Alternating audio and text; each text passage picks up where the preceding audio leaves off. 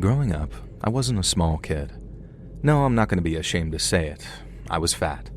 Medically, I qualified as obese, and I suffered from some pretty severe depression following my parents' divorce. There was an emptiness in my life when my mom went off and left us, and I filled the void with food. I'm not that person anymore, but I'm not going to be ashamed that I was either. That's the kind of thing that leads down the path that I followed in the first place. And by the time I started high school, I weighed way over 200 pounds and I was very big. I hated gym class and I dreaded the showers even more. It's not like everyone in my grade was some jock or anything like that, but I was by far the biggest boy in freshman year. The only upside to it is that I was a tough little guy as well. The bullies soon gave up on any kind of physical violence against me because I could take it. Shove me against the lockers, I'd just bounce back. Literally too, I guess. Slap my fat rolls, I had a very high pain threshold. Call me fat? Well, yeah, I knew I was. I could hardly deny it. I didn't love hearing it, but just pointing out that I was a big boy only stung internally. And so yeah, I was bullied and it did upset me, but I was great at not showing it, and I think a lot of the kids respected that. There was one kid, though. His name was Neil, and he was as skinny as I was fat. Now, I was pretty short for my age, but he was a whole head shorter than me, a really tiny guy, but he wasn't some adorable little shorty. Neil was a mean one, and no mistake. You could tell from the glint in his eye and the perpetual smirk on his face. And rumor had it that Neil could be such a bully that he once made a senior guy cry. Nobody really seemed to know exactly how Neil was a bully. Kids just knew to be wary of him and keep away from him, and this resulted in a couple of things. One, Neil had no friends. Nobody wanted to actually spend time with him because he was so unpredictable and supposedly volatile. Now sure, people would be polite to him and nod hello in the halls, but nobody wanted to sit with him at lunch or invite him to social events or anything like that. And two, it meant that some of the more physical bullies had it in mind to take Neil down. And that's where I came in. One day I was sitting alone eating lunch in the courtyard because, like Neil, I also didn't have any actual friends. And so who should come and sit beside me but Neil himself? He asked if I wanted half of his sandwich, and to be honest, it did look really delicious. I really didn't know what to do. Neil, this famous idiot, was offering me food. Was there some catch to it? Like it was filled with razor blades or something? In the end, I decided that I was more scared of what would happen if I said no, so I took the sandwich. And this seemed to make Neil happy, and even more so when I actually ate it. I didn't really know what to say after that, so I just sort of asked him if he was having a good day. Neil ignored my question and told me that he had a proposal for me. Neil basically proposed that I act as his bodyguard, and in exchange, he'd make sure that I wasn't the target of bullies. I told him I wasn't really bullied anymore these days, and he grinned, that sort of snide grin that he had, and pointed out that this was because he had left me alone so far. It was a good point. Neil had never bullied me, and I wasn't sure that I wanted to find out what would happen if he did. And so I agreed to be his friend and bodyguard, and this arrangement somehow lasted all the way to junior year. Neil used me to cause all kinds of trouble. He'd pick on certain kids, really vile stuff, and then have me threaten to fight them, or in most cases, take any blows that would have been aimed at him. Sometimes he'd force me to beat up younger kids, younger than myself, as we got older. In junior year in particular, we saw a few freshman targets that Neil took great delight in having me hurt. Now you may be wondering how Neil managed to have such a hold over me, especially since I wasn't that particularly thin-skinned. Well, Neil managed to find that chink in my armor, my mom. Anytime I tried to push back against Neil or deny him, then he'd throw a barb my way about how my mother had left because of her disgusting fat son and her autistic daughter and her fat R-slur husband. Neil also seemed to know pretty intimate details of the man my mother had run off with and what she was doing now. When I asked Dad about this, he got really quiet and just sort of asked me who I'd heard this from, which was all the answer I needed. Neil was able to use my mother against me quite often, and that hurt. It really hurt. And so I took the path of the coward. I chose to hurt other people instead of letting Neil hurt me. And I know this makes me a bad person. I regret all of it, but it is what it is now. And like I said, I'm going to call things as they are, although in this case, yes, I am ashamed of who I was. Neil's influence over me almost ruined my high school career as well. My report cards went steadily downhill. Dad never punished me. He just got kind of sad. One time, he was a little bit drunk and he asked where he was going wrong with me and what he could do to help me to get back on track. And it just about broke my heart. And instead of facing up to that, I said something incredibly mean to him that I still apologize for to this day. I told him he could stop being such an embarrassing loser. Now, meanwhile, I developed a reputation at school for being a bully and someone to avoid, so Neil was my only friend, really, for years. And somehow, Neil managed to twist things so it looked like I was the ringleader and he was my sidekick, so any trouble we got into, it was usually me who took the brunt of it.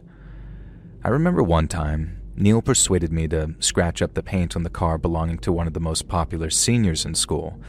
If this guy had caught me, I think he was one of the few people in the school who would actually outdo me in a fight, and he would have pummeled me into the ground. Thankfully, we got away with that one.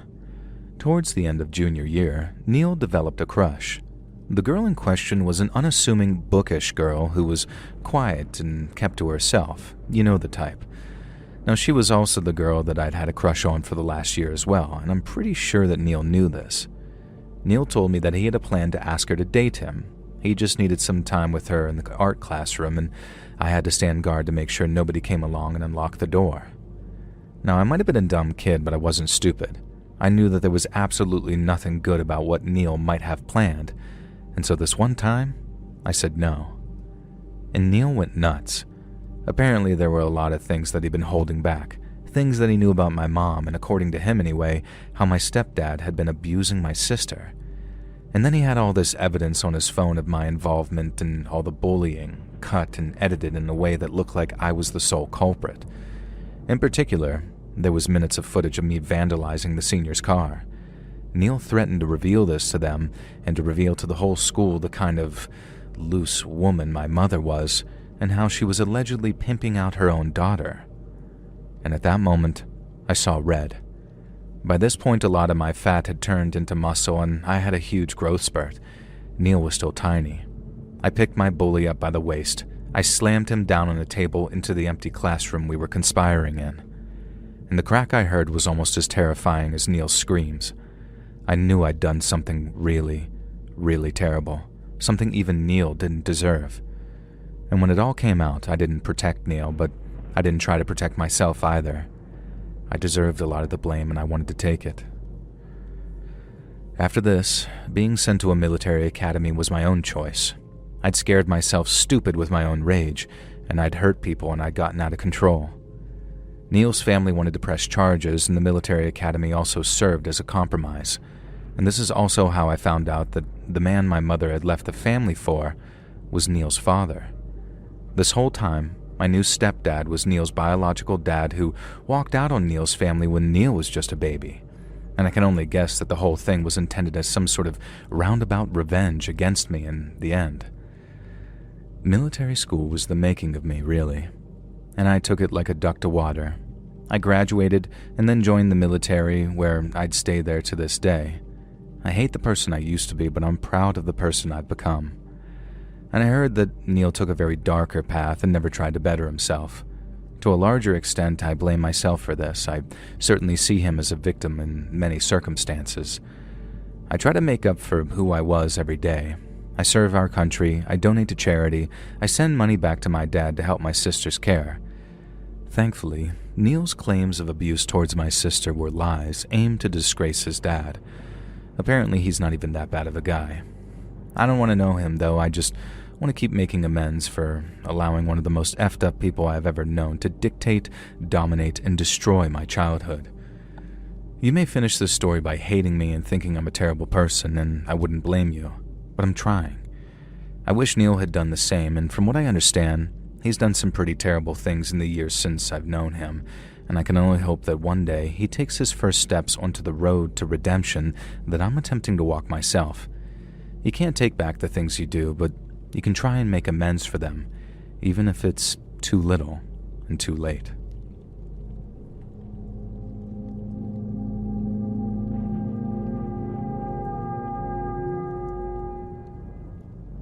When I was younger, in high school, I admit that I was a bit of a stoner, a sort of emo goth type who probably didn't take care of herself that well and smoked a little too much weed.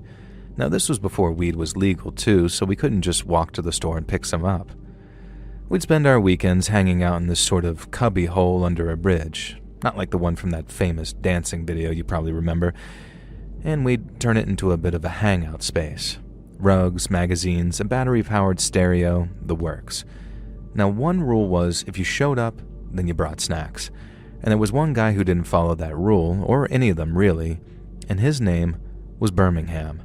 And that wasn't really his real name. I imagine that, but that's what he insisted we call him. Because get this, he'd been to Birmingham in England once on a vacation for like a month. And there were a bunch of ways Birmingham didn't fit in. He wasn't a goth or emo, he was more of a hippie. And he was this white dude with dreadlocks, although I'm not sure if they were dreads or whether his hair was really just that unkempt. Birmingham would never arrive with snacks either, and he'd never contribute free stuff to the den.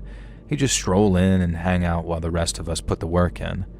And while some of us might not have the best kind of hygiene, Birmingham had absolutely reeked of BO, and whoever got stuck sitting next to him, usually one of the girls, would have to develop a tolerance to his smell. Oh, and did I mention that Birmingham was 32? A 32-year-old stinking hippie hanging out with high school goths and emos, and he was not shy about hitting on some of the girls in the group. So, you're probably asking, why did we tolerate him? And the answer was simple. We were young, dumb, and he would buy us alcohol and provide us with weed. For a price, mind you, which he made no secret about skimming a profit from. He'd just shown up one day, told us that he could hook us up just as we'd been wondering how the hell to get into substance abuse. Spoiler, just don't. And he sort of just stuck around ever since. And so Birmingham, despite all of his flaws and age gap and being a creep, was very much always at our hangout. He acted like he was the king of the castle and we were his adoring servants, especially the women. Even though all of us resisted his quote-unquote charms, he behaved as if we constantly lusted after his stinky-ass body. He was gross, to put it mildly, and we were dumb enough to let him stick around anyways. And there were maybe 8 of us, including Birmingham, on and off, 4 girls, 3 high school guys, and this Birmingham guy. 2 of the guys were far too of losers to really ever stand up against him, and one of them was as much of a predator creep as Birmingham was. So between Birmingham and this other weirdo, whose name was Josh, us girls really had to watch ourselves. We just moved into junior year when Birmingham ramped up his behavior. He singled out a couple of the girls, they were named Sandy and Bridget, and started trying to get them to engage in some really strange actions with him. At first he offered free joints in exchange for this, and then it was an entire free baggie of weed, and then it was weed and unspecified pills. He must have been really desperate to get touched, as that's all he was aiming for, to start with anyway. And a rumor went around that Sandy did actually give in and even did some strange stuff with him for a bag of weed, and we didn't see her for about a week. And when she came back to the group, she seemed down and ashamed and wouldn't look anyone in the eye, and we got the impression that whatever experience she'd had with him had not been a good one. And knowing how pressurizing Birmingham could get, I could only imagine. Now, none of us wanted to bring it up with Sandy in case it wasn't that, but behind her back, most of the boys were not sympathetic, especially Josh, while obviously the girls felt bad for her. And we began talking about how to get rid of this Birmingham, but the boys were having none of it. He was our free ticket to weed and alcohol, and we weren't losing that just because Sandy wanted a freebie. These little assholes. I'm not going to pretend Sandy was innocent in this whole affair, but if you knew Birmingham, you'd know how far he'd tried to go to get what he wanted. And the fact that it had taken until now was a miracle. The thing that changed everything was when this new girl joined junior year and quickly became a member of our group. Her name was Summer, and ironically she had almost jet black hair, completely natural, and she soon became one of us, and Birmingham was smitten, and so was Josh. This was the first rift. Summer was one of those girls who was confident and she dressed provocatively, but she had no interest in doing anything with a dude. And so began a competition between Josh and Birmingham to be the first one to get Summer without clothes. They weren't trying to sleep with her, not yet anyway. They just made a bet to be the first one to consensually see her, and the consensual part wasn't out of respect or anything, it was just for bragging rights between these two weirdos. Naturally, Summer didn't appreciate this from the start, having two guys, one of whom was literally 32 and stank, trying to get her to do something like flashing, and she began asking some of us privately why we tolerated this weirdo, and so we explained. And then she asked why we tolerated Josh, and we started realizing that there really wasn't actually a good reason for that. He was a creepy idiot too, but he normally targeted girls outside the group. There were all sorts of rumors circulating about the way he'd treated past girlfriends. Summer decided she'd try to handle it, and her solution was to offer some kind of vague incentive to Josh or Birmingham to whichever one beat the other in a fight. And very clearly beat, no question that they'd won, i.e., she meant one of them to put the other in the hospital. Summer had expected them to say no, that it wasn't worth it, but apparently this high school boy and this 32-year-old man were willing to risk killing each other over seeing some girl's body, and so it was decided that the fight would be that Friday night. Summer had become my personal best friend, really, so she was panicking to me on the telephone about this. And of course she didn't want anyone to get hurt, she just wanted both of them to just screw off. We couldn't think of any solutions other than to try and de-escalate the fight or call the cops if we really had to. And ultimately, none of that needed to happen. We all showed up to the hangout on Friday. Birmingham made some disgusting crude comment about how he was going to win the fight and Summer would be compelled to do all sorts of unspeakable things. And that's when he attacked. Only the attack didn't come from Josh. Now remember I said the other two guys who were too much of babies to ever stand up against Birmingham? Well, it turns out that wasn't true. One of them, a guy named Craig, suddenly went flying across the room, slamming Birmingham against the concrete wall of the hangout and pinning him there by the throat. Craig was a big guy, tall and large, and he had no problem holding this skinny, wiry Birmingham guy in place. And it all came out. How much we all hated Birmingham, and how he was a stinking, vile parasite who could only get with women by trying to bribe children with drugs. How none of us could stand him, basically everything we'd ever wanted to say to him. You see, we found out later that Craig had been developing a burning, powerful crush on Summer, and the more Birmingham and Josh talked about her like that, the more quietly and fuming he got. And then he just snapped. We watched in silent awe as Craig headbutted Birmingham square in his nose, audibly breaking it, and we listened as he threatened to gut him violently if he ever showed his face around the hangout again, or even around town. And then he pulled the hunting knife out of his belt. That's the exact moment Josh walked in, looking sick and nervous, presumably for his fight. You'd expect this to distract Craig, but it didn't. He held the knife up to Birmingham's throat so tightly that it drew beads of blood and told him how serious he truly was. And then Craig dropped some info we didn't know. He mentioned the name of his family, a well-known Irish-American gang in town who were, to say the least, serious business. And when Birmingham heard that, that's what finally broke him. He began to cry, begging forgiveness and apologizing to Craig.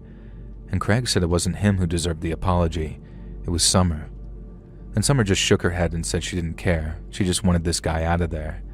So Craig let him limp away, and that was the last we ever saw of that creepy drug dealer again.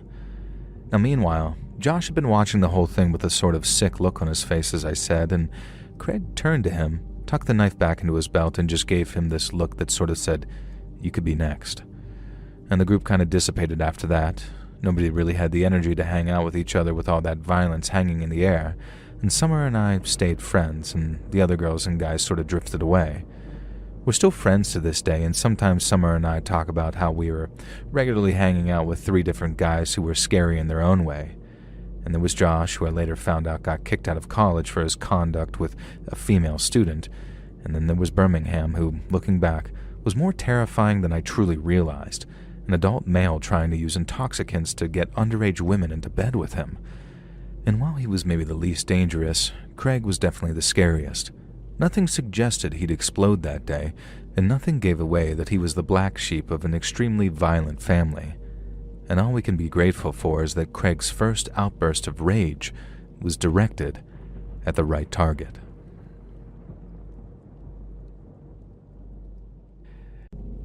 When I was growing up during high school, we had a quiet kid in class. You know the type that I'm talking about.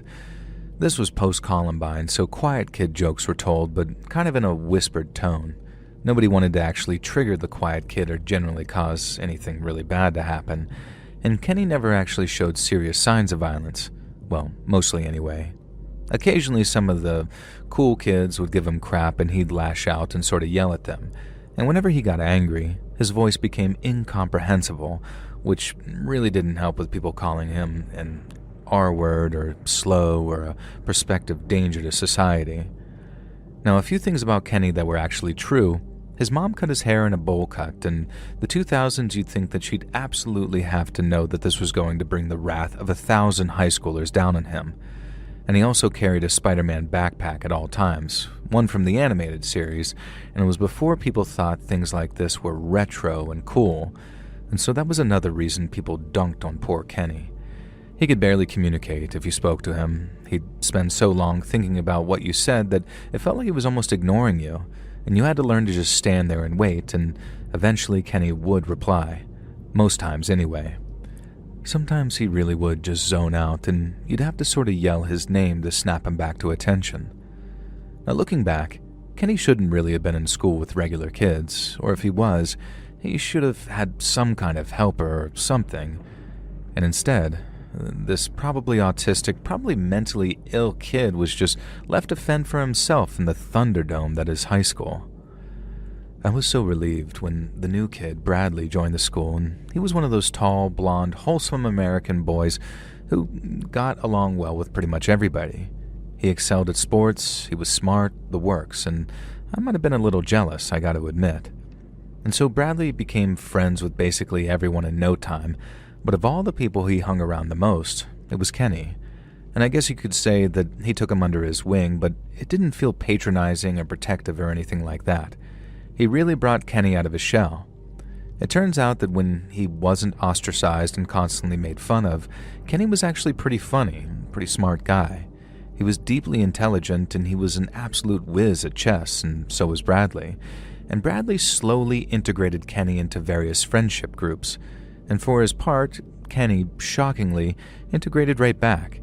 And it was like this strange, unique, beautiful kid had been waiting beneath the surface for someone like Bradley to evolve him. And it was absolutely, utterly tragic that it just couldn't last.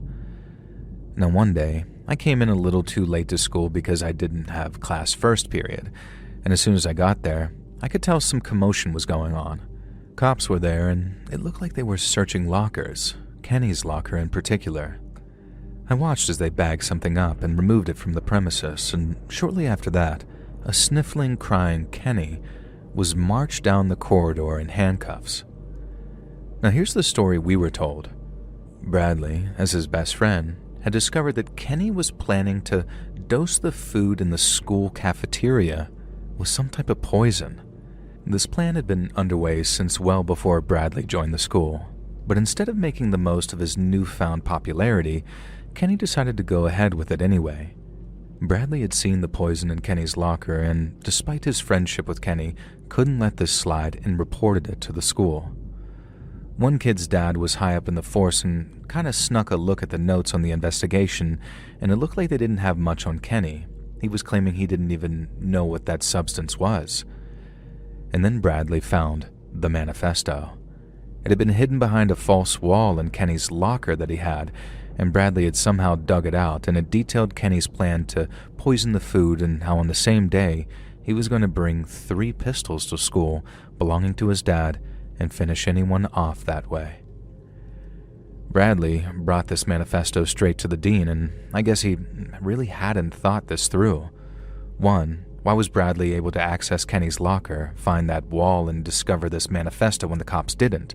2, Kenny's dad had died many years ago, and while that didn't rule out the idea of him owning guns, he had been a staunch anti-gun campaigner, so the idea of Kenny accessing his father's guns seemed ridiculous.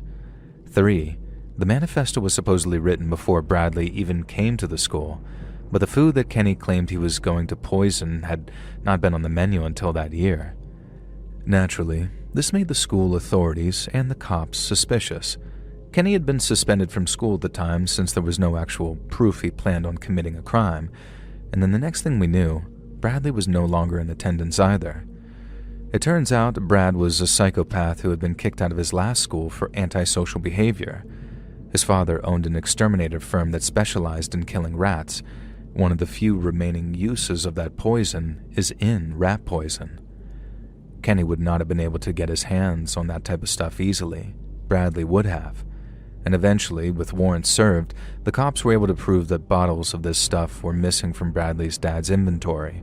And not only that, they were able to get access to the family computer, and what they found was very damning. A saved file containing the whole manifesto. According to the kid, whose dad was one of the lead detectives, Bradley broke down and sang like a canary. Not a remorseful one, but a proud one. When he arrived at the school and first saw Kenny and heard the quiet kid jokes, he was curious. He wanted to know what kind of punishment would be dealt out to someone who might be a school-based criminal, and he was curious about the effect it'd have on Kenny. Rumor has it that when asked, Bradley coldly admitted that he was curious if Kenny would commit some kind of act against himself. You know what I mean? I don't know exactly what happened to Bradley. He was expelled, but I'm not sure what kind of criminal charges were brought against him. His father doubled down on the misplaced poison having nothing to do with his son, and so we never saw Bradley again. And we never saw Kenny either. The whole incident broke him, and I wish I could say that he'd overcome his experiences, returned to school, and been embraced by us again. I know we would have welcomed him back, but Bradley broke him. Kenny spent the rest of his high school career in some kind of mental institute, and for all I know, he's still there. I've tried to find him a few times, but I've never been successful. And on the chance that you're living your best life, Kenny, and also somehow hear this, I wish you the best. Bradley, you seem to be a psychopath, and I hope you ended up locked away for the safety of everyone. Spending my teenage years around someone like you was the most chilling and horrific thing possible, and the way you tortured poor Kenny is unforgivable. Adults can be awful, but kids can be truly, truly evil.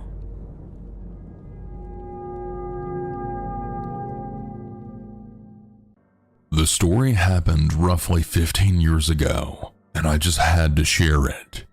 Now that the company is dissolved, I shouldn't get into any trouble for sharing. I used to work for a company that built cars. I won't name the brand name or its location for privacy reasons. I worked in the finishing 2 department. Now, it's important to know the layout of our department. In our department, the actual frame of the car would be brought through on a massive assembly line. We had 3 lines in our department each for a different make of vehicle. There were 2 high pots on each line. These high pots were massive, probably the size of a pole barn and basically a building within the building. The first high pot on each line was a giant washer that would spray the unpainted frame down with silica, which is a very toxic chemical many factories use at a boiling 500 degrees Fahrenheit. This was done to clean off any impurities in the frame, and the silica made the paint stick to the frame better. After leaving the first high pot, it would go to the second one where the frame was dunked, flipped over, dragged, and pulled out of the giant pool of paint by a robot, and then sent down the line after going through the dryer. Anyway, these high pots have certain safety features on them. One being if you open a door while it's running, it trips the e-stop and sets off the alarms.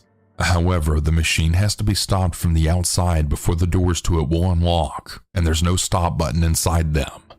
This will be important later.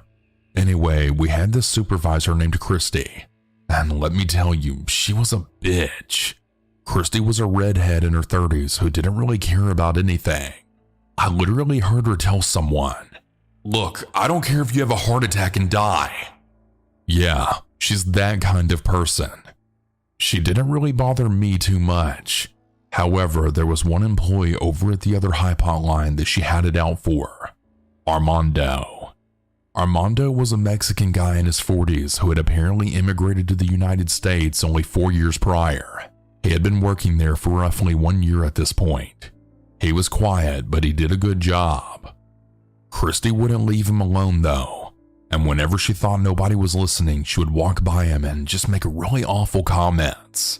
One day I heard her walk by him and make an awful joke that I won't even repeat here.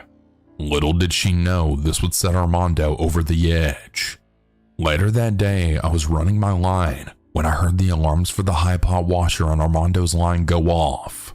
It probably just faulted out again, which actually happens regularly to all of our equipment. I didn't think much of it and just went back to my own line. 10 minutes later, I hear the alarms go off again, this time in a different tone, signaling the high pot is starting up. Then I hear screaming. Christy's muffled screaming. I look over and I see Christy in one of those plexiglass windows of the high pot washer screaming and banging on the door as the hot sicka is being sprayed on her. I then look over to Armando and I'm expecting him to hit the e-stop or do something. But he doesn't. He just stands there watching with his arms crossed. I quickly run over the walkovers that cross over the conveyors. I have to cross 3 of those to get in his line, which takes about 1 minute. I run over to the control panel and press the e-stop, which unlocks all the doors on the high pot washer and sets off the alarms as well. Christy stumbles out of the access door to the high pot, and I'll never forget the horrifying scene of flesh melting away from her bones and blood beginning to ooze out that awaited me. Eventually, paramedics arrived and Christy was taken away, and Armando was taken away in handcuffs by the police. Apparently what happened is Armando stopped the washer and then just walked away. When Christy noticed it was down, she came over to investigate, and then went inside it as well when she didn't see Armando around. Armando then shut the door behind her and locked it and then started it back up again, spraying her to death with scalding hot sicka. Apparently he was so sick of her harassment and apparently HR had done nothing about it that he just finally snapped. Armando was actually sentenced to life in prison for this, and Christy ended up dying from her injuries. OSHA began an investigation. However, the company went bankrupt 2 years later before the investigation was even finished, and the building was eventually demolished. I still think about that to this day, and I can't imagine a more horrifying way to die. My name is Reed, and I'm a 25-year-old male. This is about the time I had a stalker at my job at a restaurant where I worked as a bartender. I never thought much about the people I worked with at the restaurant. It was just a job, something to pay the bills while I figured out the rest of my life. I bartended every night, working the late shift. Most of the customers were regulars, old faces, late-night drunks, the occasional couple on a date. Nothing ever really stood out. That is, until I met her. Her name was Clara. She started about 3 weeks after I did, filling in for shifts when we got slammed. She wasn't anything special at first, just another person trying to get by. Tall, dark hair, a little too much makeup for the job. I never paid her much attention, just another face behind the counter. But there was something about her that just started to feel off. It was little things at first, like how she always stood just a little too close when we talked, or how she'd smile just a bit too long when she handed me an order. I didn't think much of it. I just chalked it up to her being new, maybe a little nervous around me or the job. But then it kept happening. She'd linger around the bar when it wasn't her shift, watching me work, asking if I needed help when I clearly didn't. She'd comment on how I made drinks or how I interacted with the customers, even though she wasn't exactly an expert herself. I caught her looking at me from across the room, her gaze lingering just a little too long. At first, I figured I was just imagining it, but after a few nights, I started to feel more like she was studying me. One evening, I was wiping down the bar after the last call when she came over. She had this tight smile on her face, but it didn't reach her eyes. "You're really good at what you do," she said, her voice soft but not exactly casual. "You've got this ease about you." I smiled back, kind of unsure on how to respond. "Thanks, I've been at it for a while." She nodded, her fingers lightly tapping the edge of the bar almost absent-mindedly. Then she said, "Maybe we could hang out sometime. Outside of this place." I didn't know how to respond. I wasn't rude, but I wasn't interested either. I don't really think that'd be a good idea.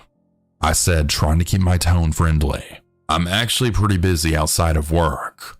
Her face faltered for a second, but she quickly recovered. Oh, no worries. Just thought I'd ask. The next night, she had handed me a folded piece of paper when no one else was looking. She smiled like it was some kind of secret. Just in case you change your mind, she said softly. I'd like to spend more time with you. I opened the paper after she left. It was a phone number. I wasn't really sure what to make of it. I didn't want to be rude, so I pocketed it, figuring I could just ignore it if it came to that. But the whole interaction left a weird feeling in my stomach. Something didn't feel right. The following week, Clara's behavior escalated. She started showing up at the bar on nights when she wasn't scheduled to work. I'd be mixing drinks, and there she was, sitting at the counter with her usual drink, just watching me.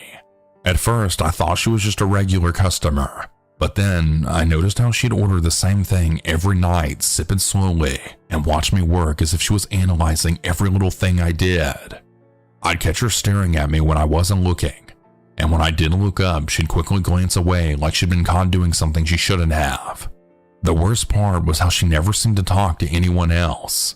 She'd just sit there waiting for a moment when I wasn't busy to talk to me. I started to feel trapped, like I was walking a tightrope, unsure when she'd cross the line between friendly and, well, something else. One night after the bar had slowed down, I was wiping down the counter when she slid into the seat right in front of me. Read, she said softly, almost like she was telling me a secret. I've been thinking about you a lot lately. I froze, the rag in my hand pausing mid-air. I tried to laugh it off. Well, it's not like we don't see each other enough here. She didn't smile. No, I mean, I really think we have something special. You're not like the other guys. You don't just see me as a bartender. You see me. I wasn't sure what to say to that. I didn't feel any special connection whatsoever. Nothing like that anyways. I don't know what you mean, Clara. She reached into her purse and pulled out a small envelope, sliding it across the bar toward me. It's for you. Just a little something. I hesitated, then took it. Inside was a card, a personal one. The kind you give someone you had a history with, not someone you just met. The note was simple but chilling. We're meant to be together, Reed. I know you feel it too. I felt my stomach drop. My thoughts raced, but before I could say anything, she stood up and left, leaving me with that feeling of unease deep in my bones. That's when it started. The weird notes, the unexpected visits to my apartment, the awkward forced interactions where I'd try to be polite, but she just wouldn't take the hint. She started to follow me after work, waiting outside the restaurant sometimes, watching me walk to my car. She'd smile and wave, but I'd get into my car as quickly as I could, my hand shaking on the wheel. I couldn't take it anymore. One night after I got off late, I found a note on my windshield. I know where you live, Reed. I'll be there soon. I went cold. I didn't know how she found out where I lived, but I couldn't ignore it.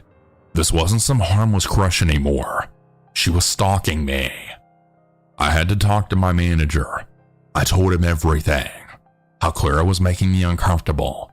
How I was scared to come to work. How I was feeling trapped by her constant presence. He listened, but I could see the doubt in his eyes. It was hard for him to believe me at first. But when I showed him the note on my windshield, his face dropped. The next day, Clara was fired. I'd heard from the other staff that she had been let go for unprofessional behavior. They didn't go into details, but I knew it was more than that. I wasn't the only one she had been bothering.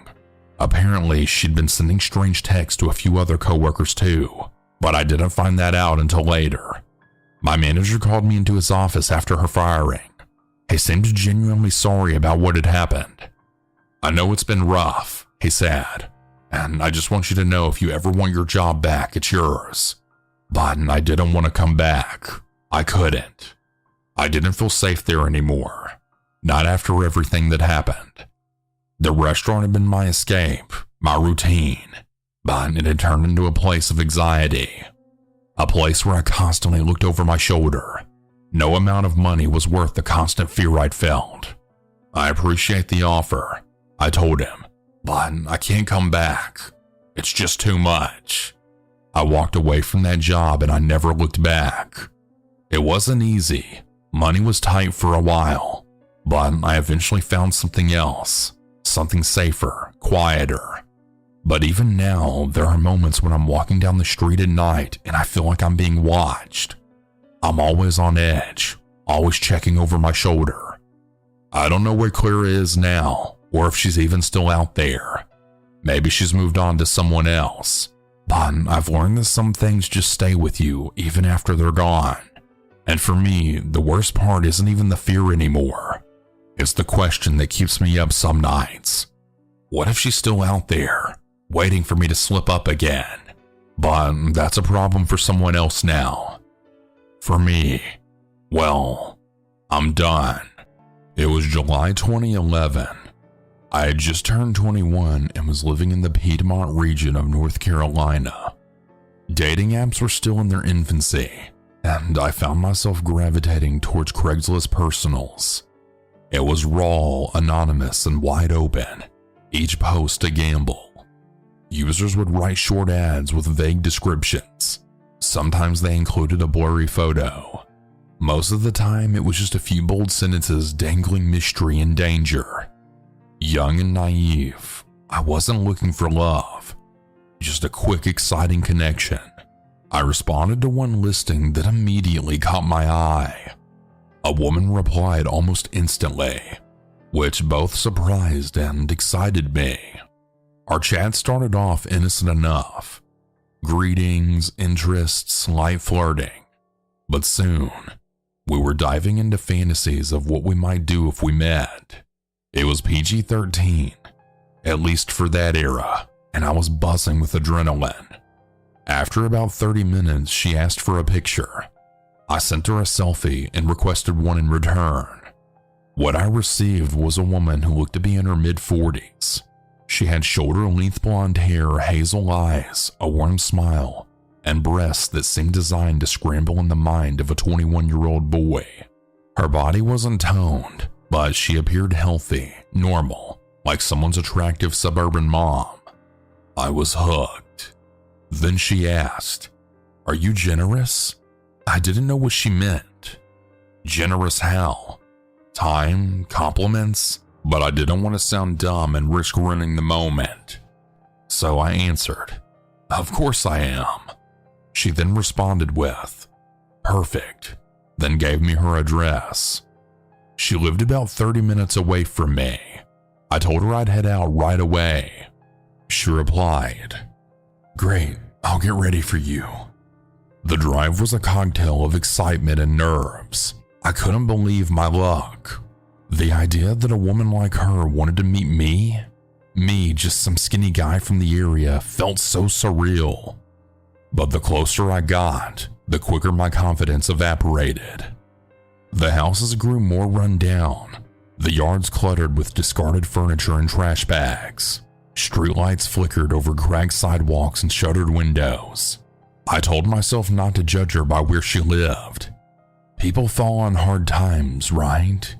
Still, the butterflies in my stomach started swarming into something darker. I arrived at a 2-story house. It wasn't as dilapidated as the others, which gave me a sliver of hope. I surveyed my surroundings carefully, marking anything that felt off. The street was quiet, no voices, no movement. Just the hum of distant traffic and the occasional bark from a dog down the block. Before getting out, I had all of my belongings in the car so there'd be nothing tempting to steal. I carried only my phone and more shoes I could run in just in case. I climbed the steps and knocked. A woman's voice answered from inside. "Come in." The door creaked as I entered, and my senses were immediately assaulted. The inside was absolute chaos. Newspapers stacked to the ceiling, crusty takeout containers balanced on shelves, boxes stuffed with random junk, and cereal spilling all across the floor. The smell wasn't overpowering, but carried the unmistakable scent of decay. Straight ahead was a staircase leading to the second floor. To the left, a living room bathed in flashing TV light. A tall man sat on the couch, arms stretched across the backrest, staring at the screen like he was waiting for something. Or someone. A chill ran through me. Who was he? Why didn't she mention anyone else being here? I called out, "Hey, where are you?" Her voice answered again, soft and sultry, this time from a room down the hallway. The man never once turned or spoke, just kept watching the screen like a silent gatekeeper. I moved cautiously, weaving through the towers of trash and grime. The hallway narrowed with debris, and the air grew heavier with each step. I peeked into the doorway and just froze. There she was, but she wasn't the woman from the photos. This woman was large, massive even. Her greasy brown hair hung limp, and the top of her scalp was patchy. Her face bore uneven makeup, with a few prominent moles barely masked. When she smiled, I only saw a handful of teeth behind streaks of red lipstick. She sat on what I assumed was a queen-size mattress, though most of it was buried under the trash. Her breasts barely sat inside a sheer-stained nightgown. They hung to her knees as she sat wide-legged, motioning for me to come closer. But what truly turned my stomach wasn't her appearance. It was the environment. The bed she sat on looked molded, collapsing beneath her weight. Roaches scurried out from the mounds of trash she shifted to make space. The room was a biohazard. She gestured for me to sit beside her. I took one hesitant step in, still unsure how to exit without escalating things. She asked, "What would you like to see, dear?" while fondling herself. Then she said, "So, how generous are you going to be tonight?" Confused, I asked, What do you mean exactly?" She giggled. "How generous are you going to be with your payment?" Suddenly, it clicked. Generous was code. This wasn't a hookup. This was a transaction. I began backing out of the room, apologizing profusely. "I'm sorry. I didn't understand.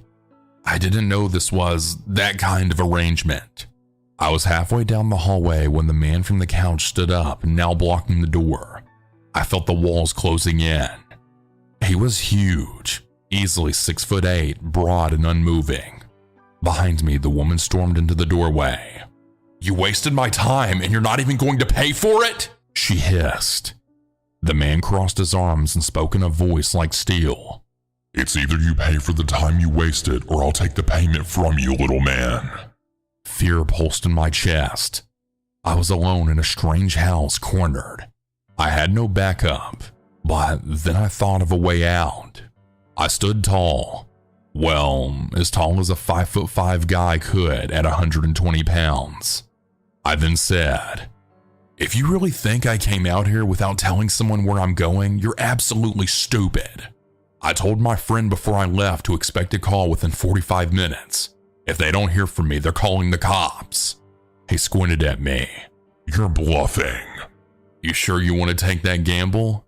I said, pointing toward the window. "Because I smelled weed from the sidewalk, and the cops will too. You let me walk out right now and I'll forget this ever happened. But if you make this hard, you'll have 2 squad cars parked here in less than 10. Dead silence followed. Then the man turned to her and shrugged. "Look, this one's not worth it. Don't you have someone else coming later on?" She nodded, and without another word, the man stepped aside. I didn't wait. I walked out that door calmly, controlled, never turning back, never saying a word. I got in my car and drove off. The moment I was out of sight, I screamed. Relief, shock, anger. I was lucky, and I never went on Craigslist again. So picture this. It's about 4 a.m. One of those cold, damp London weekdays where the air feels heavy and clings to you. I'd fallen down a video game rabbit hole, surfaced hours later, and I realized 2 things. 1, it was obscenely late, and 2, I'd completely forgotten to eat dinner. A quick, desperate scan of the kitchen confirmed the worst. Nothing. Damn it. My only hope was the 24-hour McDonald's drive-thru down the road. It's maybe a 10-minute walk, mostly through quiet suburban streets that feel almost unnervingly still at that hour. Coat on, I headed into the pre-dawn gloom. Habit took over, and I immediately stuck in my earphones, scrolling through my phone to catch up on the messages and notifications I'd blissfully ignored for the past several hours. In hindsight, I know exactly how that looks. Headphones in, face lit by a phone screen, completely oblivious to the world at 4 a.m. Prime target material, basically. I was about halfway there when I had registered movement just behind me. I glanced back. There was a guy swallowed by an oversized hoodie riding a bicycle. Except it wasn't a normal bike. It was painfully obviously a child's pink bicycle. The tiny frame looked ridiculous underneath him. He wasn't going anywhere specific, just doing slow wide loops on the empty street, always ending up slightly behind me. Now, I've lived in London for about 3 years. You see weird stuff. It's part of the background noise. My default programming kicked in. Head down, keep walking. Don't make eye contact. He'll get bored eventually. You know, standard operating procedure for navigating the city's low-level strangeness. But then he wasn't behind me anymore. He smoothly cycled up right alongside me, matching my pace. The ignore it strategy suddenly felt very thin. He was muttering something. It was clear he wanted my attention. Reluctantly, I pulled out one earbud, still walking, trying for casual indifference. My automatic defense mechanism fired off before I even properly heard him. "I'm sorry, I don't have any change." That's when I made the mistake of actually looking at him. He wasn't asking for change. His eyes locked onto mine, and there was a hard, focused intensity there that immediately set off alarm bells. My gaze flickered down. His right hand was shoved deep into the front pocket of his hoodie, pushing the fabric outwards. Oh, it wasn't a slow dawning realization, more like a sudden plunge into ice water. The casual weirdness evaporated, replaced by cold, sharp-edged fear. That's when I properly registered his words, spoken low but clear. "Give me your phone." My feet kept moving, seemingly on autopilot, but the rest of me felt frozen. My brain felt like it was buffering, trying to process the demand against the very real possibility of what was in that pocket. Is he bluffing? Is that a knife? Is this phone I literally just got and definitely can't afford to replace, worth getting stabbed over? The mental calculus was frantic and terrifying. We were still moving forward side by side in this bizarre, terrifying mobile standoff. Me staring straight ahead, hyper aware of him right beside me, and my mind racing. And then a sound. The distinct rumble of a car engine growing louder. Headlights swept across the end of the street, illuminating the junction just yards ahead. A brief moment of blinding light. I shot a look back at the guy on the tiny pink bike. The thought flashed. Run! Make a break for the car, for the light. But before the thought could even translate into action, he abruptly swerved. He pushed off hard on the tiny pedals, cycling rapidly down the street, disappearing back into the shadows as quickly as he'd appeared. I just stood there for a second, heart hammering against my ribs. Then the next thought hit me. Crap, I still have to walk home. Needless to say, the McDonald's craving vanished instantly. On the way back, the headphones stayed off, and my phone stayed deep in my pocket, clutched in my hand. I also gave the quiet suburban streets a wide berth. Instead, I took the long way round, sticking to the main A road. It's noisy, choked with fumes even at this hour, and the pavement is basically a narrow, neglected strip inches away from speeding traffic.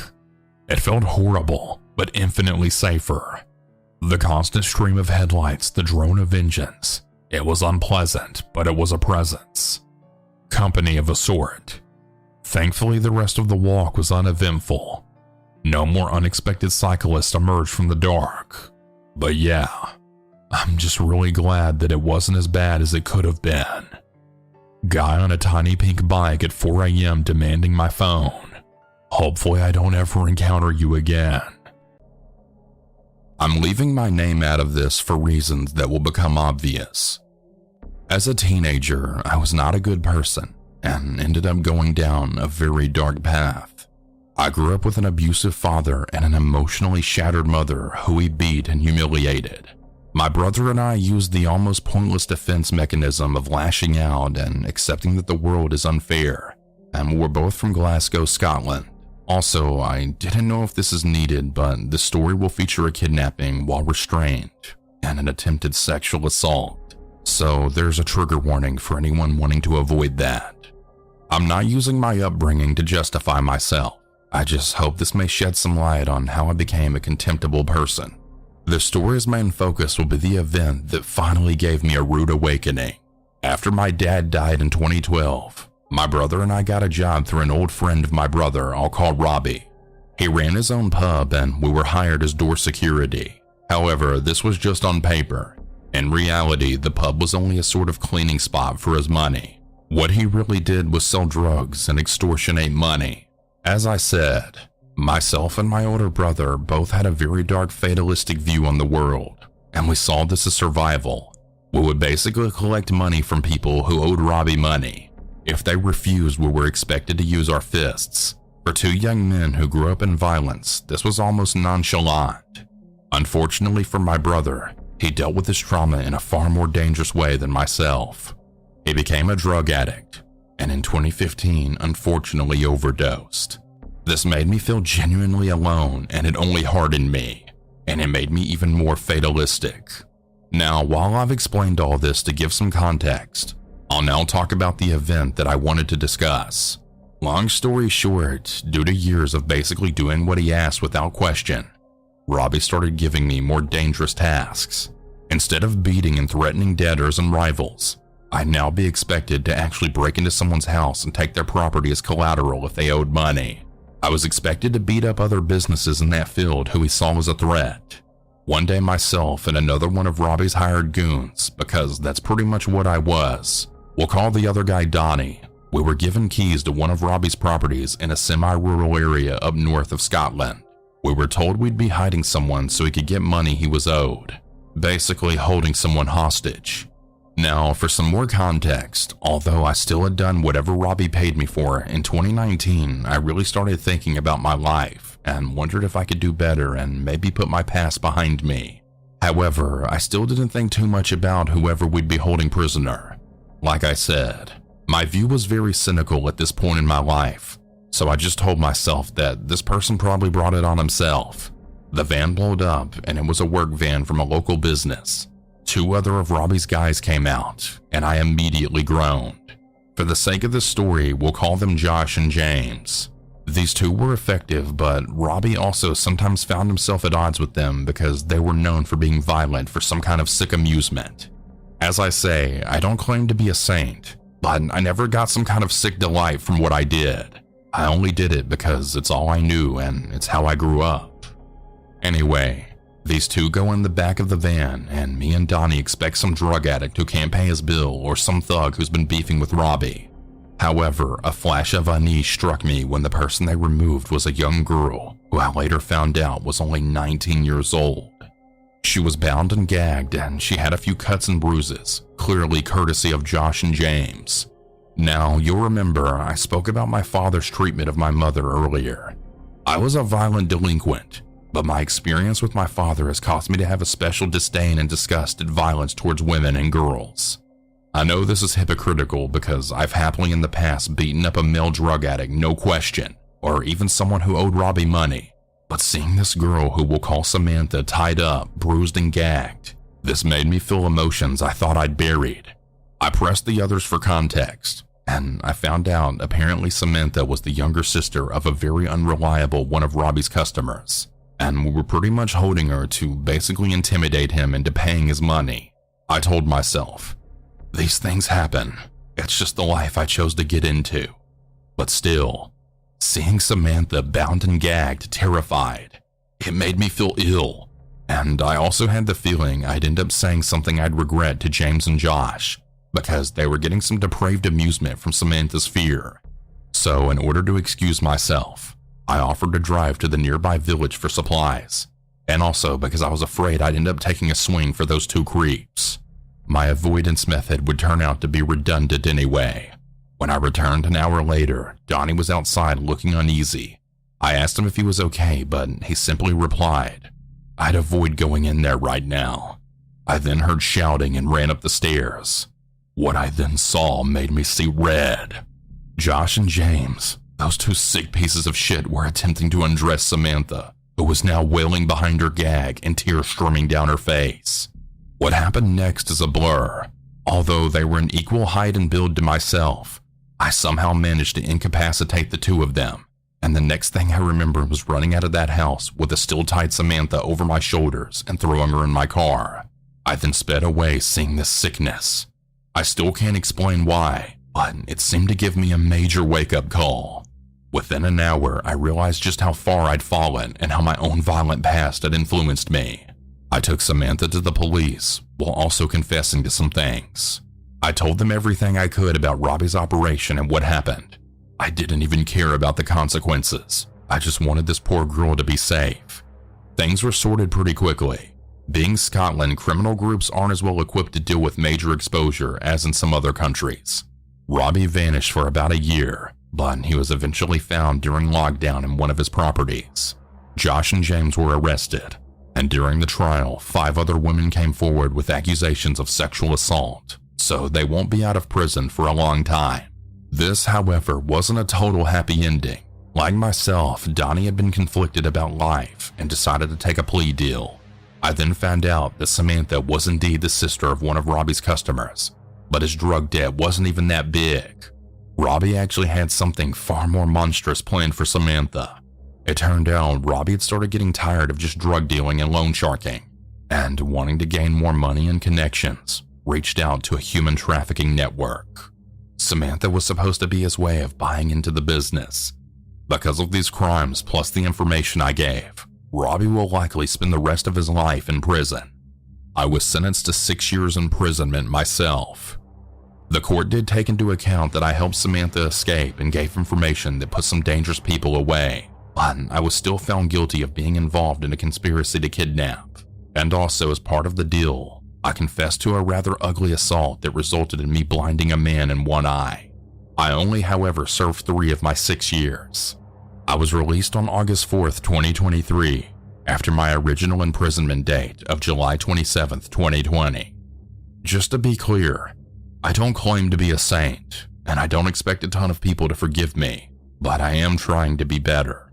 I've realized I was just a scared little boy who decided to lash out at the world, and I will have to live with a lot of the things I did for Robbie.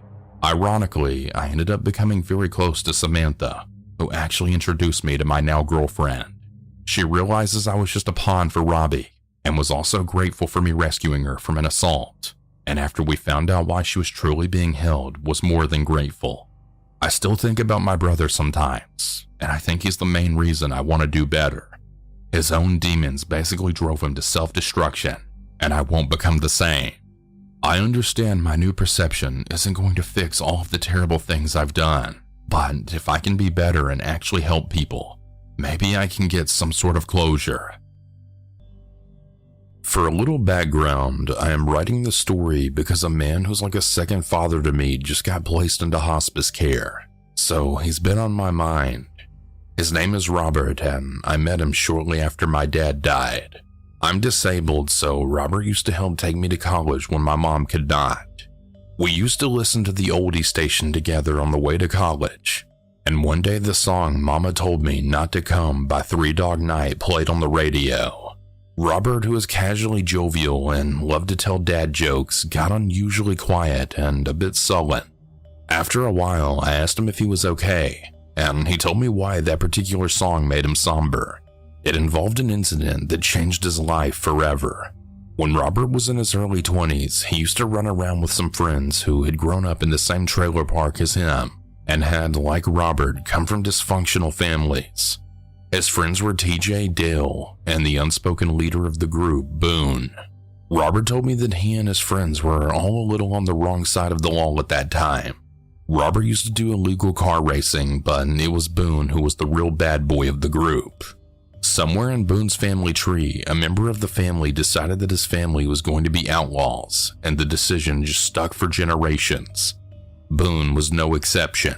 He was dealing drugs by the time he entered high school.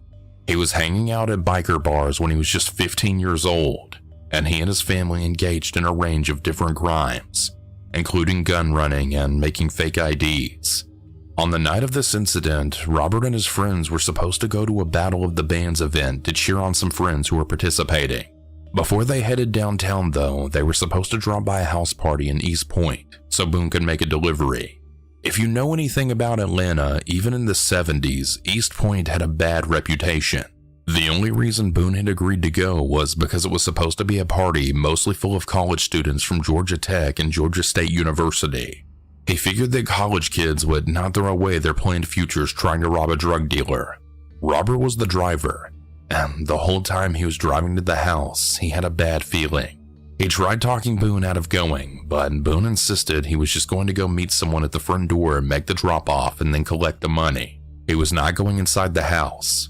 When the guys got there, it was of course packed, with people hanging out on the lawn, drinking beers, and dancing to the music. The scene looked harmless and honestly pretty wholesome, but Robert could not shake the feeling that something was wrong. He parked at the bottom of the driveway and left the car running in case they needed to make a quick exit. Boone got out of the car, said hello to some of the college students, and then walked up to the front door. A guy came out of the house and the two of them started talking. Pretty soon, things began to escalate. They started yelling at one another, and Boone was pointing at something or someone inside the house. Boone pushed the guy aside and stepped into the doorway. All of a sudden, a gunshot rang from inside the house. Boone jerked backward and tried to clutch the door frame with his hand while his right hand went to his throat. His knees buckled and he fell face first onto the ground. TJ and Dill started yelling at Robert to let them out so that they could go get Boone. Robert panicked. He threw the car into reverse and sped off into the night. After running a few red lights and realizing he did not want to attract the attention of local police, he eventually stopped at a payphone outside of a gas station and called 911. Later, Robert learned what had happened inside the house from some friends who had been at the party. Apparently, there was a group of people sitting around the living room table cutting up pharmaceuticals and snorting lines. A young woman at the table panicked when she saw Boone. She became convinced he was an undercover police officer and then started yelling, "Don't let him in! He's a cop!" Other people in the room tried to tell her Boone was not a cop, but she refused to listen. She shouted that he was a cop several more times before grabbing a pistol that had been sitting on the table. She stood up and shot Boone the very moment he stepped into the house. The bullet struck Boone in the throat and exited through the back of his neck. Someone at the party called the police, but Boone was dead before the officers ever arrived. The argument started because Boone had noticed the gun sitting out on the table, and he told the young man he was speaking with to put it away somewhere safe. The young man brushed him off, saying that it wasn't a big deal. Boone replied that someone was going to get killed if the pistol was left out in plain sight. When the young man told Boone to mind his own business, Boone shoved him aside and stepped into the house, likely intending to grab the gun himself before someone got hurt. Ironically, that decision cost Boone his life. The young woman who killed Boone was sentenced to 7 years in prison. At first, she claimed she acted in self-defense, but she eventually pleaded guilty to avoid a much harsher sentence. Boone was only 25 years old when he died. Robert was a year younger, and that night became the turning point that changed his life forever. He started going to church, gave up his friends and street racing, and he got a job with an electrical company. A year later, he met the love of his life, and together they would have 3 children.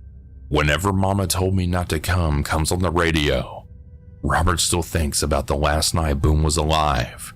There are many things he regrets about that night, but if there is one silver lining to this tragic loss of his friend, it was that the experience scared him enough to completely turn his life around. Robert honored Boone's memory years later when his only son, Robert Jr., was born. He gave his son the middle name Boone, so that in some small way, his friend would never be forgotten. When I was 20, I ended up in a relationship with someone named Dar, abbreviated so he cannot try and link me to this. He found me after the collapse of another relationship while I was facing homelessness. Our initial discussions were on Grindr of all places, so take that as you wish. Him and I ended up bunking together at his parents' house. It saved me from being homeless and it helped the house out by having extra income, so I thought that was the only benefit they had. We were fine for a while, at least a few months anyway. The abuse was very sudden. Things were going fine for the day. I was working my mall job at the children's store I managed when I received a frantic call from his mother. Something along the lines of him trying or wanting to end his own life, how I needed to leave work right that second so I could come home and save him. Of course, the terrified young me jumped and booked it back home. He was on the balcony and had to literally be pulled off. He was 23 to 24 at the time. He was mentally sound for the most part, aside for some mental illnesses him and I shared in common. We got him off the balcony and sat on the sofa. I missed work for the rest of the day. This continued for a while. Every so often I'd get calls to rush home to save him from his mom. I'd go home, help, and drive the almost hour back to work each time. This did cause some strain on my job, which forced me to get a different one. Still in the mall, but at a much more adult-oriented place. The call still continued, but I was able to ignore them for the most part. That's when the abuse grew worse. He would start throwing chairs at me during talks at home where he disagreed with me. He started screaming in my face to shut up, and if I didn't, he would storm out of the room, forcing me to chase him in fear that he would kill himself. He would hold knives up to his throat, to which I would have to beg his dad to come get it from his hands, terrified I would see him kill himself. This continued for months to the degree that one time he tried to rush out of our room to throw himself off the balcony, and I had to basically grab his shirt to stop him. It ripped his shirt and then he yelled in my face that it was all my fault. His favorite shirt ripped and he made me sew it back together, and he would wear it around me whenever he was upset with me to show the damage I caused. This all formed into him starting to not allow me in the bathroom alone, obsessing over the fact that I might leave, I might run away.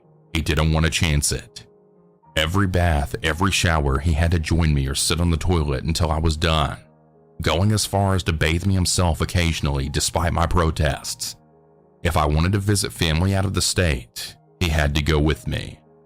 I had to take him to see my mother, and I asked him to help me take the bag inside the house given my mobility issues. He proceeded to fake a seizure in my mother's driveway. My mother is a nurse and did every trick known to man to force him to come to. He faked it until we called 911, which as he was taken to the ER and fully examined, miraculously nothing was ever found and he was fully okay. He was pretty known to fake seizures and pass out when he didn't want to do something or wanted the attention of someone else. One weekend, my mother bought him, herself, and I some tickets to some great haunted houses.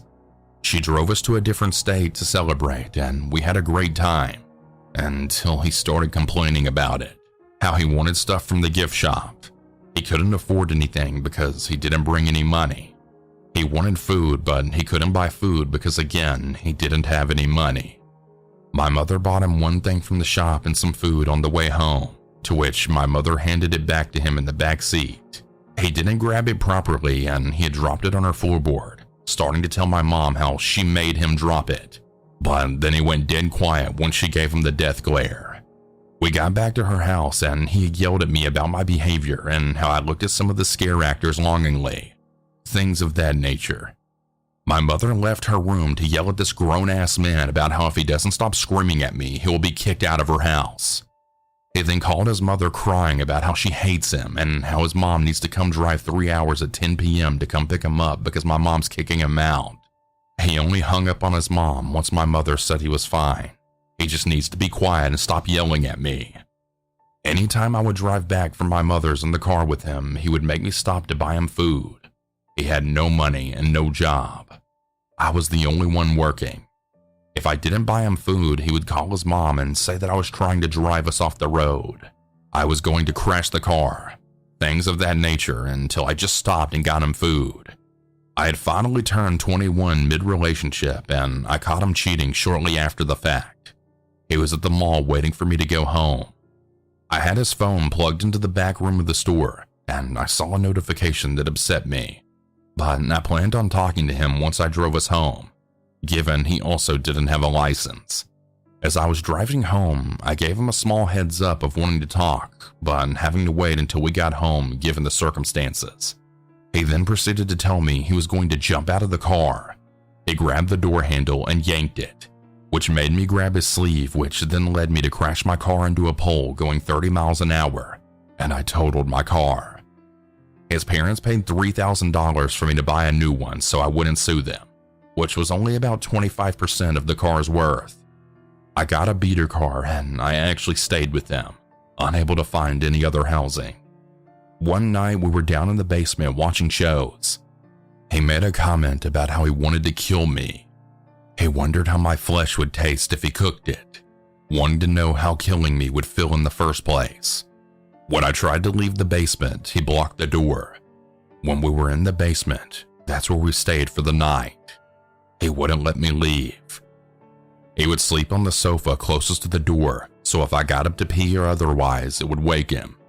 When he would scream at me and I would want to take a drive to calm down, he would try and take my car keys and block the front door to keep me from leaving every time. It got to the point where the screaming was so loud his mom and dad would come out to yell at him to stop yelling. I hid myself in our room one time, waiting for his mom to come to me, begging for her to let me get my car keys so I could leave, begging for her to help me to find a way out. Sobbing all the while she told me, "You'll get used to it." Once while driving, he was actually yelling at me over me refusing to stop for food. I called my job to tell them I'd be late because of him. They heard us screaming and they called the cops, hoping they would meet me at our house. They did, but he was standing so close, I couldn't really tell them what was actually happening for them to properly assist me. When I was at work, a few times the neighbors called the cops for his yelling at his parents, assuming there was a domestic dispute, and he would yell at the cops that they need to go away and they'll arrest him. Things of that nature, which they never did. I sought out therapy mid-relationship, which he wouldn't allow me to attend sessions alone. The therapist didn't really find this odd, and would allow him to walk into the room with us against my wishes, but given she was the cheapest therapist I could find, I kept going. I was able to see my friend once without his knowledge, surprisingly, and I told my therapist everything. Instead of helping me after I begged her for help, she dropped me as a client and never reported the abuse. He would also force me to drive in places while I was extremely sick due to my immune system issues.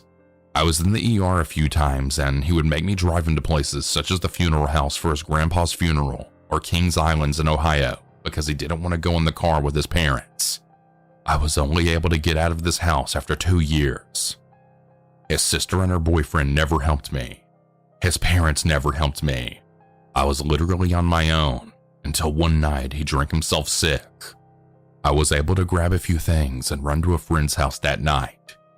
He blew the fuck out of my phone, but that was it. I was finally able to escape. It's been almost 2 years since that hell of my life.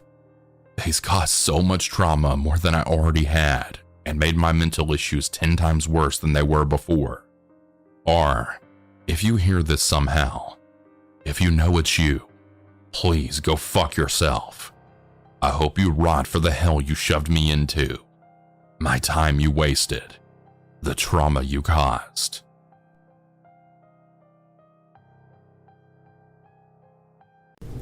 The first house that Dean and I ever bought wasn't much to look at, but goddamn, it felt like we'd made it.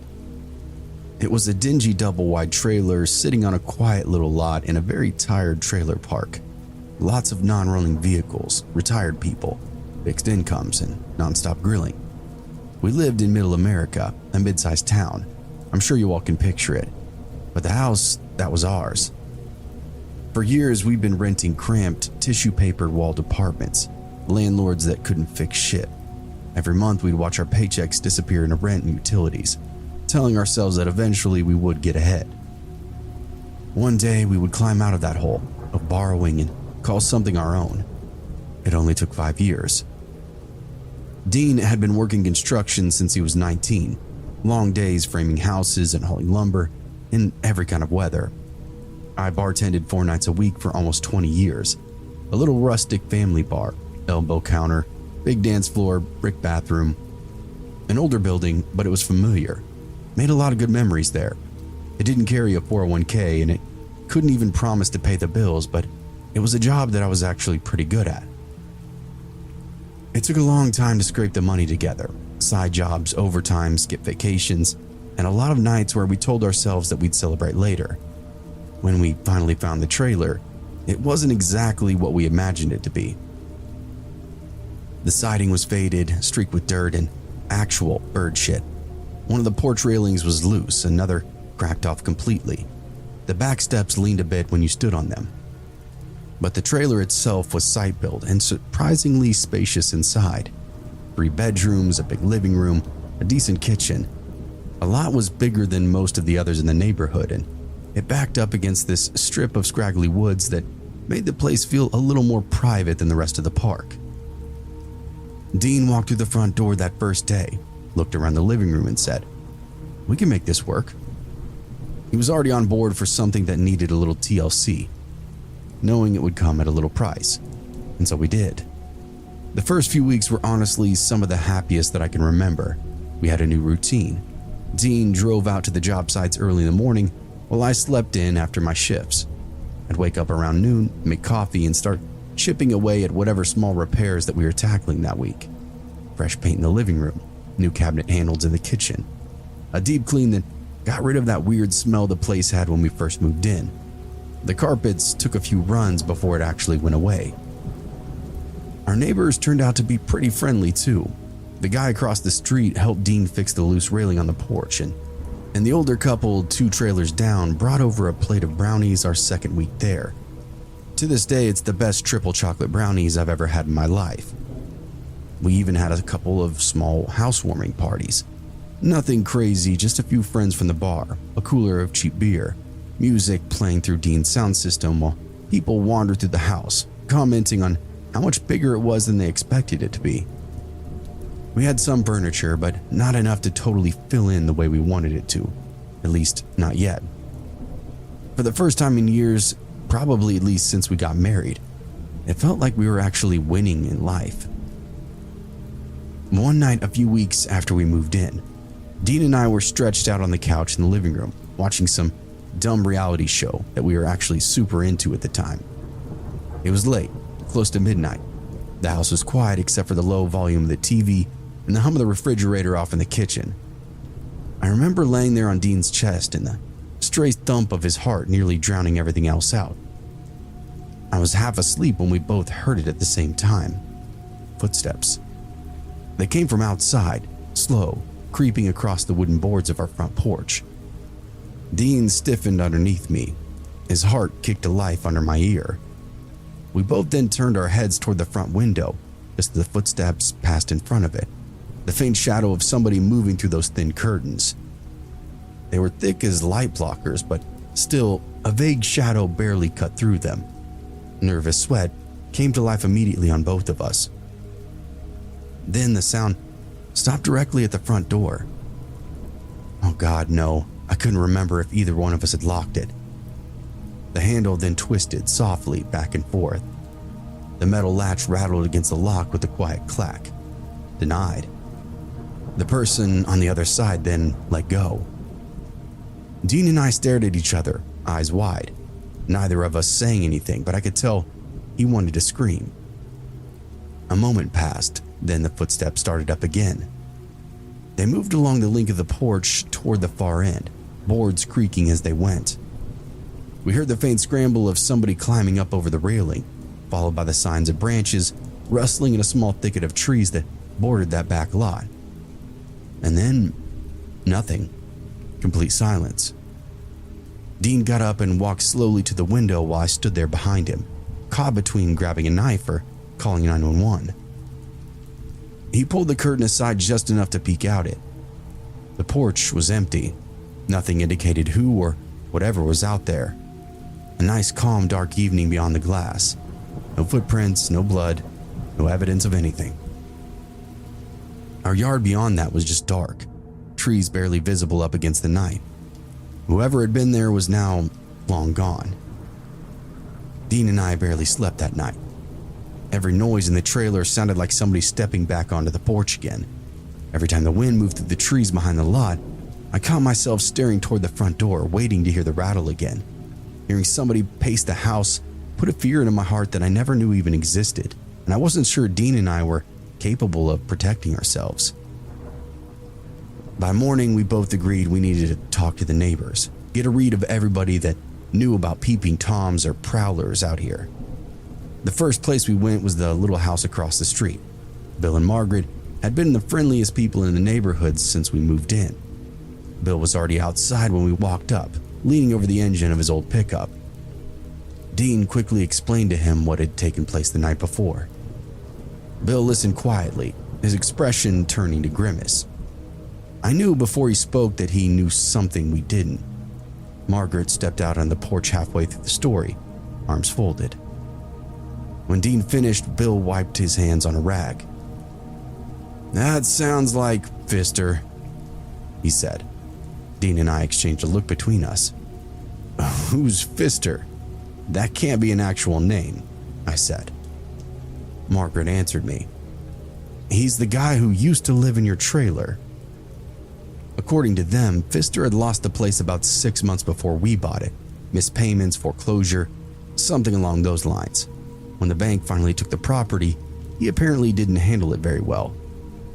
"He had a complete meltdown," Bill said. They told us how he'd been seen storming around the yard after the eviction, kicking things over, smashing furniture inside the trailer before he finally was forced off the property, nearly at gunpoint, by the local sheriff's department. And Margaret said the sheriff had been called out there more than one time. "He drinks a lot, mean, crazy drunk. Used to chase his dogs around with a hammer," Margaret added. Bill nodded too. Couple of fights in the neighborhood over the years, nothing that stuck though, legally. The last time anybody saw him, he'd been standing in the yards yelling about how the place was his and he'd be back for it. By the time Dean and I walked back across the road, neither of us felt good about what we just heard. So later that morning, we drove to the police station, told them everything. Footsteps on the porch, the door handle turning, the story about Pfister. The officer that we spoke with was polite but matter of fact. Without any kind of evidence of a break-in or property damage, there wasn't much they could do. "Just call us if he comes back," he told us, and that was that. This all took place in the early 2000s, before any cheap cameras and home security systems were fairly common. Even if they had been, we couldn't afford them. Most of our savings had gone into buying the place, and like most new homeowners, we were on our own. Our version of home security was pretty simple. Dean had a snub note 38 special that he kept in a box inside the bedroom closet. We also kept a baseball bat behind the front door. In my mind, there was a block of kitchen knives on the counter, surgically sharp. It wasn't much, but knowing they were there gave us a little peace of mind. Bill and Margaret also promised us they'd keep an eye out. If they saw Pfister anywhere near the property, they'd call us or the police immediately. God, it was refreshing to actually have allies, actual boots on the ground to rely on. I made sure to tell them thank you every single day. For a few weeks, everything was nice and quiet. One afternoon, however, Dean and I pulled into the driveway after getting some groceries, and the first thing we noticed was the front door. It was barely hanging from the hinges, frame nothing but splinters. Jam detonated from some kind of extreme pressure. Somebody had kicked in our front door. Dean cracked his knuckles, told me to stay in the car. We didn't have a cell phone, and he wanted eyes on the inner workings of the house. He grabbed a crowbar from the back seat and walked up the porch steps. The door limped open the rest of the way when he pushed it in. He then disappeared through the damaged portal. That was the longest minute of my life before he finally leaned back out. Air rushed out of me, and for a split second, I thought I was going to pass out. He yelled that it was clear and waved me in. I popped the door open, walking on numb, useless legs. The living room looked like it had been hit by a tornado. Couch cushions on the floor, drawers pulled open, kitchen cabinets hanging wide open. All of my stuff was everywhere. All I could think was, why would somebody do this? What were they possibly even looking for? Somebody had gone through the house, tossing things aside like they were searching for something in particular, or maybe just destroying whatever they could. Was it just revenge, pure spite, blind rage? Who knows? We'd barely started walking the rooms when we heard sirens outside. 2 police cars pulled up in front of the trailer, a godsend. I almost started crying, if I recall. Bill and Margaret had heard the commotion from across the street and called it in, we later learned. They bailed our asses out more than one time. Dean stepped outside to explain that we owned the place and had just arrived. While the officers walked through the trailer taking notes, Bill stood in his driveway watching the whole thing. When one of the cops asked if anybody had seen who might done it, Bill didn't hesitate, hollering across the street. "It's gotta be Pfister," he said. "Guy's a decorated asshole. You know him, he used to live here. He said he'd be back, and now I think he has." And then suddenly the police were paying attention, asking all kinds of questions about the man called Pfister. Police stayed for nearly an hour. They photographed the broken door, the splintered frame, and the mess inside. One officer walked slowly through each room with a notepad, while the other snapped the pictures of all the damage. They talked about everything they recorded, just to see if they agreed with one another. Dean and I repeated the same story several times to them. When they finished, the older officer shut his notebook and nodded. "We'll start looking for him," he said. "Bars, cheap motels, places like that. He's got to be floating in a puddle of spit somewhere." He then pointed toward the driveway. "If he comes back, you call us immediately. Don't waste a second. This guy is clearly agitated about something." Watching the patrol cars drive off gave me this strange kind of relief. For the first time since the footsteps on the porch, it felt like somebody else was involved, somebody who might actually stop it. Not just our nice old neighbors, who were helpful, I'll admit it, but somebody with a badge, a gun, some kind of influence. Dean and I spent the rest of that day cleaning up, getting everything back to halfway normal. When we set the couch upright, shoved all the drawers back in the dressers, and swept up the splinters around the front door, Dean borrowed some tools from Bill across the street, managed to get the door back on the hinges well enough that it would lock again. It was a mangled mess, but it was something to block up the open air. By evening, the trailer looked almost normal. We ordered some cheap takeout, sat on the couch watching the same dumb reality show that we always had on. The calm felt unreal after everything that had taken place. The police were looking for him. Maybe they'd find him before he tried anything else.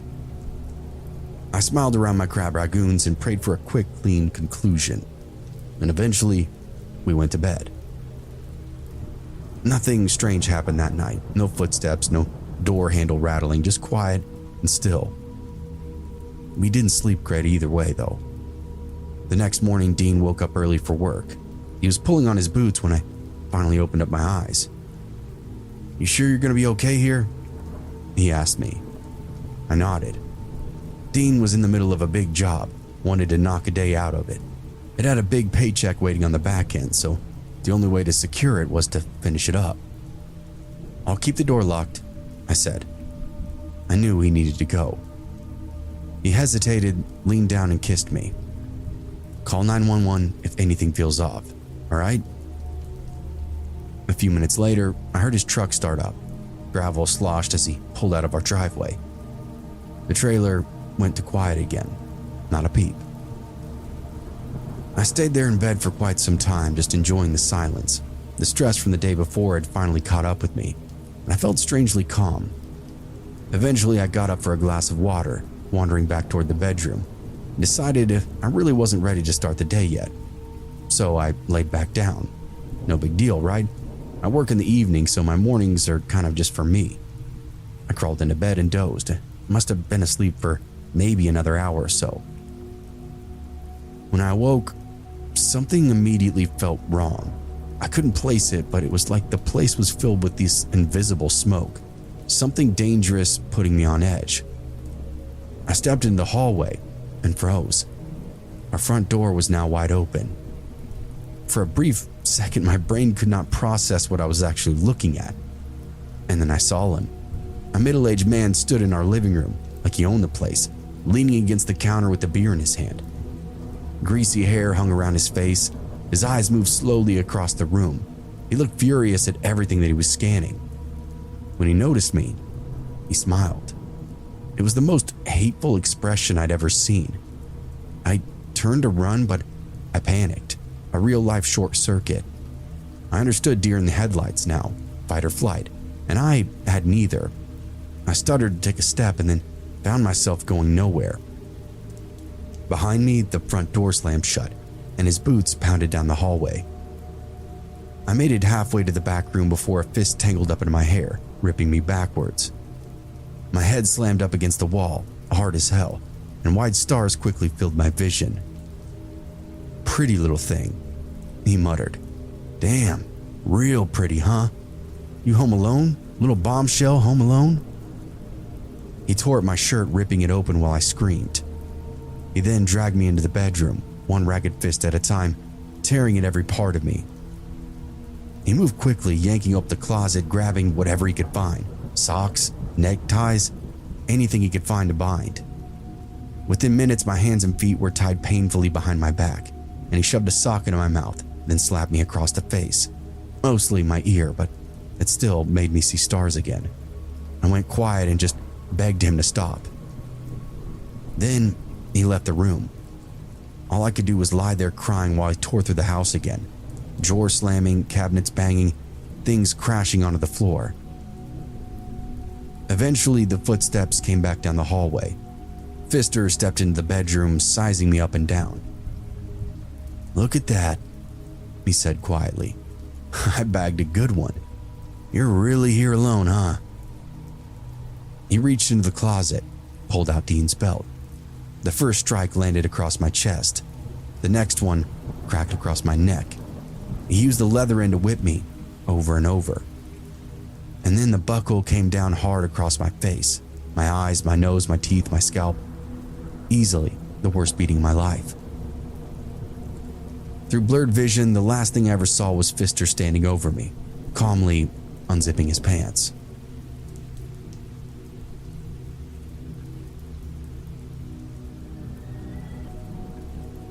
The job site was loud, but it didn't do anything to keep my attention. All morning I just kept thinking about the trailer, about the busted door frame and the guy that went through my house, about the cops stomping around our living room with flashlights and notebooks, promising they'd find the guy who did it. Pfister. I just kept reading that name over and over, and it made my stomach turn. I swung my hammer harder than a locomotive, driving nails into a beam while the crew worked around me, sawdust floating in the heat. All I could smell was buzzing lumber. "Easy, man," one of the guys laughed. "You're gonna split the damn thing." I forced a grin but didn't say much. My mind kept drifting back to my wife, the way she tried to act normal that morning, the way she insisted she'd be fine staying at home. "I'll clean up the mess and watch TV, don't worry about me." But I did worry. By late morning, the sun was already beating down on the site, turning the gravel lot into a shimmering oven. Somebody called out that it was almost lunch. I checked the position of the sun and wiped sweat from my face. He wasn't lying. The trailer park was only a few miles away, 10 minutes there, 10 minutes back. I set my hammer down along with my belt and the rest of my tools. "Hey, I'm gonna run home real quick," I said. One of the guys looked over at me. "Everything all right?" "Yeah," I said back. "I'm just gonna grab lunch and then I'll be right back." He shrugged and went back to work. I climbed into my truck and pulled out onto the road. That drive back felt long, but I knew it was only because of what was in my head. I kept thinking about the broken stuff I'd had to fix, the scattered belongings, the feeling that somebody had touched every part of our personal lives. Pfister. I kept gripping that steering wheel like I was actually choking the daylights out of him. When I turned into the trailer park, everything looked normal. A couple of kids were riding their bikes in the entrance, a neighbor watering the flowers on her porch, dogs running batshit in every direction. Just another quiet afternoon. I pulled up beside our trailer and shut off the engine, and that's when I noticed the door. It wasn't closed. It sat slightly open, just a few inches off the frame, a flat bar open to my house. At first I figured maybe my wife had stepped outside, maybe she was behind the trailer messing with the garden or talking to one of the neighbors. I got out of the truck and closed the door quietly. The afternoon felt strangely still. No TV inside, no sounds of her moving around or anybody for that matter. Just the faint rustle of aluminum siding in the breeze. I stood there for a moment, just listening. "Babe?" I called out. Got nothing back. A cold knot was forming in my stomach, and I started toward the door. As I got closer, I could see the wood around the latch, splintered, but all of it new, like somebody had kicked it in a second time. My pulse started thumping in my ears. "Hey!" I called out louder this time, and still got nothing. I was only a few steps from the door when it happened. A scream ripped throughout the trailer. My wife. It was raw and terrified, the kind of scream that just doesn't leave any doubt that something terrible is happening. She didn't fall. This wasn't a spider. Somebody was hurting her, and everything inside me snapped. I shoved the door open so hard it fell to pieces, and I bolted. I didn't bother with a weapon of any kind. I looked around. My place was destroyed. Coffee table was flipped over, chairs knocked down, drawers ripped out and scattered across the floor like somebody had dumped the whole house upside down. I shouted again, and another scream answered from the back bedroom. I followed the trail of wreckage down the hallway, stepping over broken picture frames and scattered clothes. The bedroom door was halfway open. I kicked it the rest of the way in. What I saw in front of me made the world go red. My wife was on the bed half naked, hog-tied, a strip of cloth jammed into her mouth, and on top of her was Pfister. The greasy bastard had really thought he still owned the place, this fucking dump barely worth calling a home. I felt myself turn into a caveman in those precious few seconds. I was gonna split this guy's head in half, just like my ancestors would do. His pants were halfway down, one hand pinning her shoulder while she thrashed beneath him. And for a split second he looked up at me, surprise flashing across his face. And then I was moving. I grabbed the back of his shirt and ripped him off the bed. Creating space was obviously the first priority. The longer he touched her, the worse it was. We slammed into the dresser so hard, the mirror exploded into confetti all around us. He swung wild and caught the side of my jaw, but I barely even felt it. I drove him backward and we crashed into the floor, smashing into the nightstands as lamps shattered, and the two of us just started beating the hell out of one another. The first punch that I threw landed clean. The second one didn't. I didn't really have much of a play beyond that. Pfister recovered fast, and I really wasn't ready for that either. He drove his shoulder into my chest and we slammed into the wall. I lost my breath. My head cracked up against the paneling and stars burst across my vision. Then he hit me, once, twice, and a third punch snapped my head sideways and sent me crashing to the floor. Then came the boot. My wife was screaming behind us, the sound muffled by the cloth in her mouth, but still sharp enough to cut through and find my ears. She was screaming for him to stop. Pfister didn't hear her. He climbed on top of me and started hammering punches into my face, and I tried to block, tried to shove him off, but the guy was a lot heavier than me and completely out of his mind. One fist smashed into my nose and warm blood spilled down my lip. For a brief moment, I really thought I was a dead man. My wife continued screaming, thrashing on the bed. Pfister glanced back at her for half a second, and that ended up being the opening I needed. I shoved upward, twisting my body and moving away. He teetered back and I scrambled onto my feet, dizzy and half blind, but at least I was standing. He rushed me again. I grabbed his shirt, shoved him backward with everything I had. We crashed into the front window of the bedroom, the big one with cheap thin glass, all of which exploded. The pane shattered outward and Pfister went halfway through it, the broken edge tearing across his back.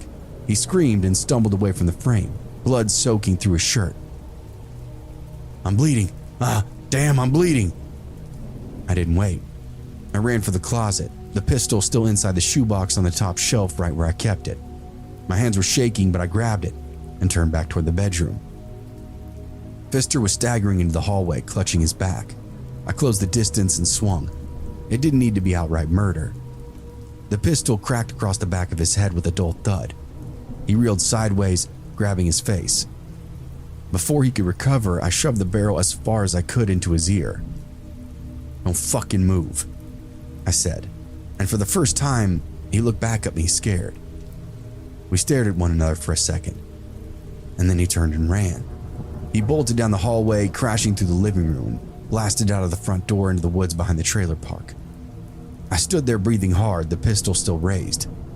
The hell just happened to my wife, to my house? She made a choking sound behind me. I dropped the gun and rushed over to her. Her wrists were tied behind her back, her ankles were bound together. I pulled the cloth from her mouth and she gasped out for air. "Oh my God, Dean." It's okay, I said, working the knots loose. "He's gone now." Once she was free, she wrapped her arms around me and couldn't stop weeping. After a minute, I got up, locked the door as best I could, and ran to the neighbor's place, and they called the police. Cruisers arrived in just a few minutes, officers moving through the trailer, tracking the damage before moving off into the forest. My wife sat wrapped up in a blanket, stunned out of coherence. One of the officers knelt beside her. "Did he assault you, ma'am?" he asked. She wiped her eyes and shook her head. "No, but he was going to, if Dean hadn't come home." Her voice broke. He was seconds away. More tears after that. I was just so relieved to hear that he actually didn't assault her. Not long after that, the officers started searching the woods behind the trailer park, guns out, dogs, shotgun teams, a whole 9 yards. I think they found him about 30 minutes later. Pfister had made it maybe 400 yards before collapsing in the creek at the bottom of the hill. A heart attack. The ambulance loaded him up, but he ended up dying on the way to the hospital. It was such an utter shock, a bizarre ending to the whole ordeal, but it put us at peace, even gave us a little sense of justice. The dumb bastard killed himself. It took nearly a month to repair everything that he'd done to the trailer. New window, new door, half the furniture replaced, but after that, things were quiet again, and the house finally felt like it was actually ours.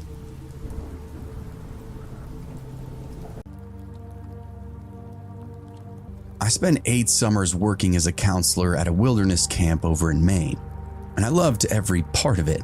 The long hikes, the canoe trips, the campfires, the smell of pine needles and sawdust. Every June, a fresh group of kids would arrive with duffel bags, bug spray, and a mixture of excitement and homesickness written all over their faces. By August, they usually left muddy, exhausted, and convinced they'd survived some grand adventure. And sometimes they actually had. Part of the fun was keeping all these camp legends alive. Every camp has them, of course. Ours had stories about ghost lights on the lake, a phantom canoe that drifted through the fog, and this headless lumberjack who supposedly wandered the trails at night looking for his missing axe. All the campers loved it. We embellished details every year, of course, adding just enough mystery to keep them looking over their shoulders during nighttime hikes and stay in their bunks during sleeping hours. But I'll fully admit there was a legend we actually didn't invent. Things would disappear every single day. A shovel would vanish from a maintenance shed. Cases of canned food would go missing from storage. Batteries, tarps, lanterns, boots, fishing gear, rope, cookware. Every season something would vanish and walk away. Sometimes the missing items would reappear months later in these strange places. Most times though, they were just simply gone forever. The camp had dealt with it for decades now and nobody could explain it at all. The maintenance staff would blame raccoons for some of it. The counselors would blame each other. The old camp directors would laugh and say the property had a ghost that just liked stealing stuff. After enough summers, and even the skeptics started half believing it, and I certainly did. My story takes place during the early 2000s. I don't remember the exact year, only that it was sometime after midnight. Most of the campers were asleep. The counselors had finally wrapped up nightly duties, and I was in my cabin trying to unsuccessfully fall asleep.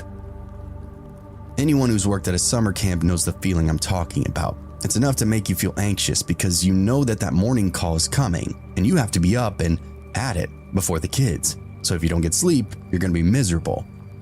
All I could imagine was chasing kids the next day and it was gnawing me up. Eventually I gave up and decided to go for a walk to the outhouse. This camp sat deep in the Maine wilderness. Once the generator shut down and darkness swallowed up everything, there were no nearby roads, no neighboring houses, no distant city glow, just a forest.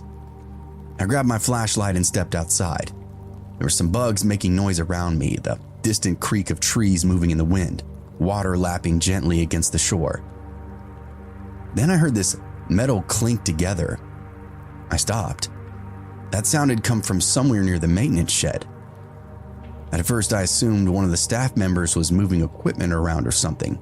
Maybe somebody else couldn't sleep either, but then Remember the time. Nobody should be out here right now. I continued to listen, more clinking, some rustling. The more ear I gave it, the more it sounded like an animal scurrying inside one of the storage buildings. I switched off my flashlight because it felt like the right thing to do. The moon was providing me just enough light for me to make out the shapes as I slowly moved toward the shed. Looking back now, I don't know why I approached. Curiosity, I guess. If it were just an animal, I'd have no problem spooking it and sending it back into the woods. I thought I was doing my job. I also thought there was a possibility that I could catch one of our staff members stealing food or something. The sheds sat behind this cluster of storage buildings. As I got closer, I could see movement between them. Somebody was definitely there. At first, I only saw a silhouette crouched behind this stack of supplies, but then the figure stood. He was incredibly thin, not a typical skinny, but gaunt in this unhealthy way. His clothes hung off his frame, and his long, uneven hair blended into a patchy beard that made him look wild, untamed, like somebody who had spent years living outdoors, and he definitely didn't belong inside our camp. He was methodically stuffing items into this enormous canvas backpack. Lanterns, tools, food, anything he could see. For several seconds, I simply stared at him, my brain struggling to process what I was actually seeing. We were miles from anywhere. The camp is private property. How had this man even gotten here at all? And then he looked up and saw me. I remember his eyes more than anything. They weren't angry, and they weren't panicked. They were calculating, as though he was instantly weighing his options and deciding what to do next. For a brief moment, neither of us moved. I considered speaking, but no words came out. And then he lunged. I screamed. To this day, I don't know whether he intended to attack me or simply just scare me away, but he exploded forward so suddenly I lost my footing, crashed backward onto the ground. My flashlight flew from my hand, and for one horrifying instant, all I can think was this man was about to be on top of me. But instead he stopped. It was almost like he changed his mind halfway through the charge. He feigned, pivoted, and sprinted away. Not toward the road or the cabins, but straight into the woods. The speed this man had shocked me. Within seconds, he just vanished between the trees. I scrambled up to my feet and ran, and I don't remember crossing the camp. I only remember bursting into one of the staff cabins and waking everybody up. People grabbed flashlights, the camp director got involved. Several rangers searched the area, and they were armed. They didn't find any signs of him, no campsite or shelter, no footprints anybody could confidently identify. Nothing except a few missing supplies, which some people quietly suggested I imagined seeing him steal it. A few of the staff members did believe me, and others clearly didn't. The official explanation became that I encountered some kind of trespasser, maybe a hunter passing through the property. Life moved on. The missing supplies continued though. Every season, something would vanish, and every season, the old ghost stories kept circulating. Eventually, I left camp and moved on to another career. That encounter became one of those strange memories that resurfaced every few years before fading away again, usually brought up by somebody wanting to hear the story themselves. Then, fast forward to 2013. I'm watching the news when a story appeared about a man arrested in Maine, a hermit and burglar who had allegedly spent decades living alone in the woods while stealing supplies from camps, cabins, and several homes. His photograph then appeared, and every hair on my arm stood up. That thin face, the beard, the eyes. I knew him instantly. The man in the mugshot was Christopher Thomas Knight. Authorities later said he survived in the wilderness for years by quietly sneaking into camps and cabins to steal whatever he needed. Food, batteries, tools, propane, equipment. Thousands of thefts. Decades of disappearing supplies. The ghost camp had been real. Not a spirit, not a legend, just a flesh and blood man moving silently through the darkness while hundreds, maybe thousands of people slept nearby. One night, our eyes met out there in the dark, and for a few terrifying seconds, I was convinced that man was going to kill me.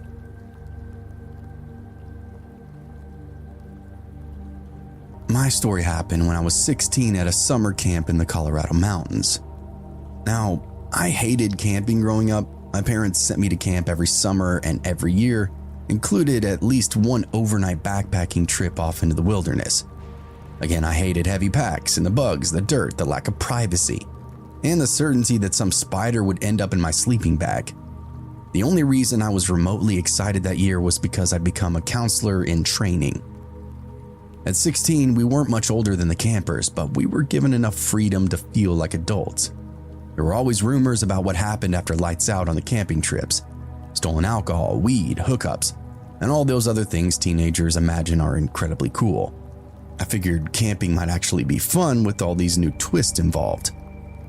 I think there were roughly 30 people on this trip, 4 counselors in training, 4 adult counselors, and around 20 campers between 13 and 14 years old. The hike started out normally enough. The trail wound through the meadows and marshes and dense forest, while the campers laughed, complained, and talked nonstop. Several hours in, the terrain became a little steeper, and because I wasn't exactly athletic, I drifted toward the back of the group. Another counselor in training named Jordan was back there too, along with 2 campers who were struggling to keep up pace. The 4 of us would get caught up in conversation and gradually fell further behind until the main group just disappeared around this bend. Nobody was really worried. The path was pretty obvious, and we assumed we'd catch up with them eventually. About 30 minutes later, however, the forest around us changed.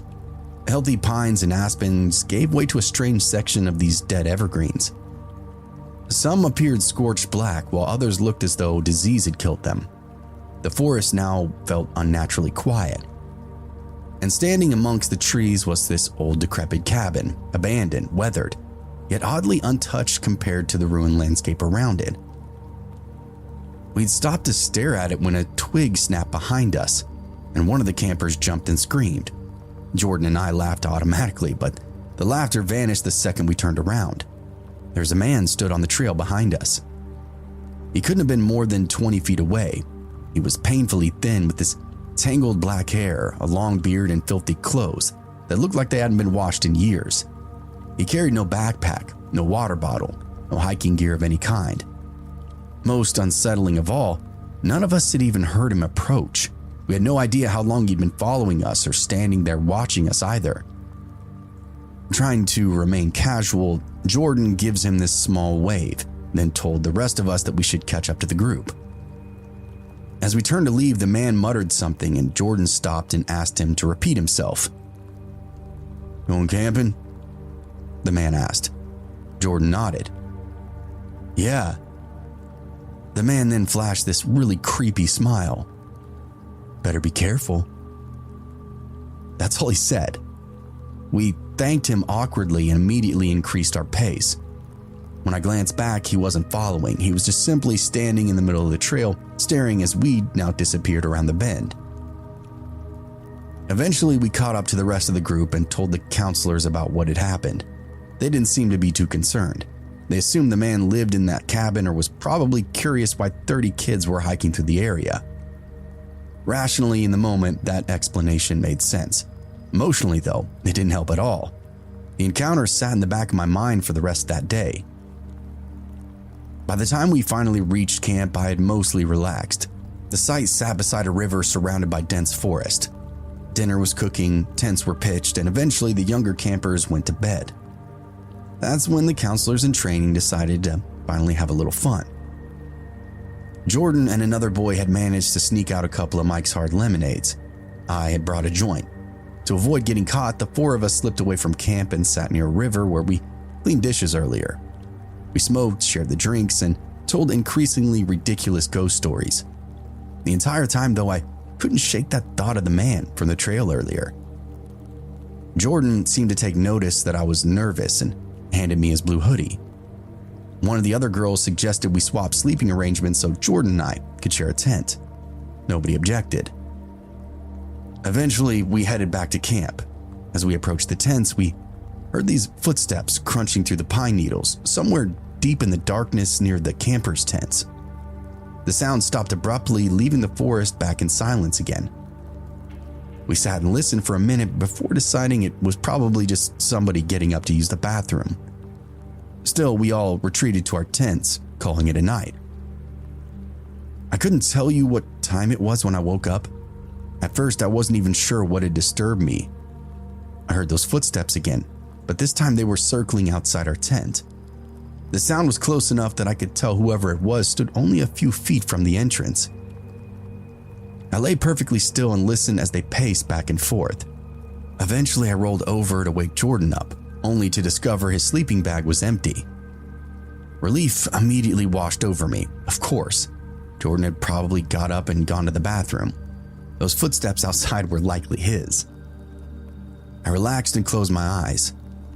After a few moments, I heard the zipper of the tent and somebody crawled inside and settled in the sleeping bag next to me, then wrapped an arm around my waist. Assuming it was Jordan, I barely thought about it. I was already drifting back to sleep when I realized that I now needed to pee. I muttered something about going to the bathroom and started unzipping my sleeping bag. The person shifted beside me slightly and pulled the hood of his sweatshirt further over his head and lay still. I quietly exited the tent and headed back toward the designated bathroom area. I had just finished when I heard rustling coming back from the camp. Not footsteps, more like rummaging, like somebody digging through backpacks. Trying to hurry up, I lost my balance and grabbed a branch for support. The branch snapped loudly and the rustling immediately stopped. I looked toward camp. A figure was now moving in my direction. Before I could react, a flashlight beam exploded in my face. My heart felt ready to burst from my chest, and then I heard Jordan's voice. "Hey, sorry, it's me." I nearly collapsed with relief, and then he asked me a question. "Hey, have you seen my blue hoodie?" I stared at him. "What?" "My hoodie, I can't find it." I frowned at him. "You were just wearing it." Jordan looked at me genuinely confused. "When?" "Just a second ago when you came back into the tent." The expression on his face changed. "Wait, what are you talking about?" I felt my stomach drop. Jordan explained that he realized his hoodie was missing after we returned from the river. He'd spent the last 45 minutes searching for it, first near the riverbank and then around the camp. He hadn't been in the tent at all. The blood drained from my face. The person who had crawled into my tent zipped it shut behind them and then wrapped an arm around me and laid beside me in the darkness was not Jordan.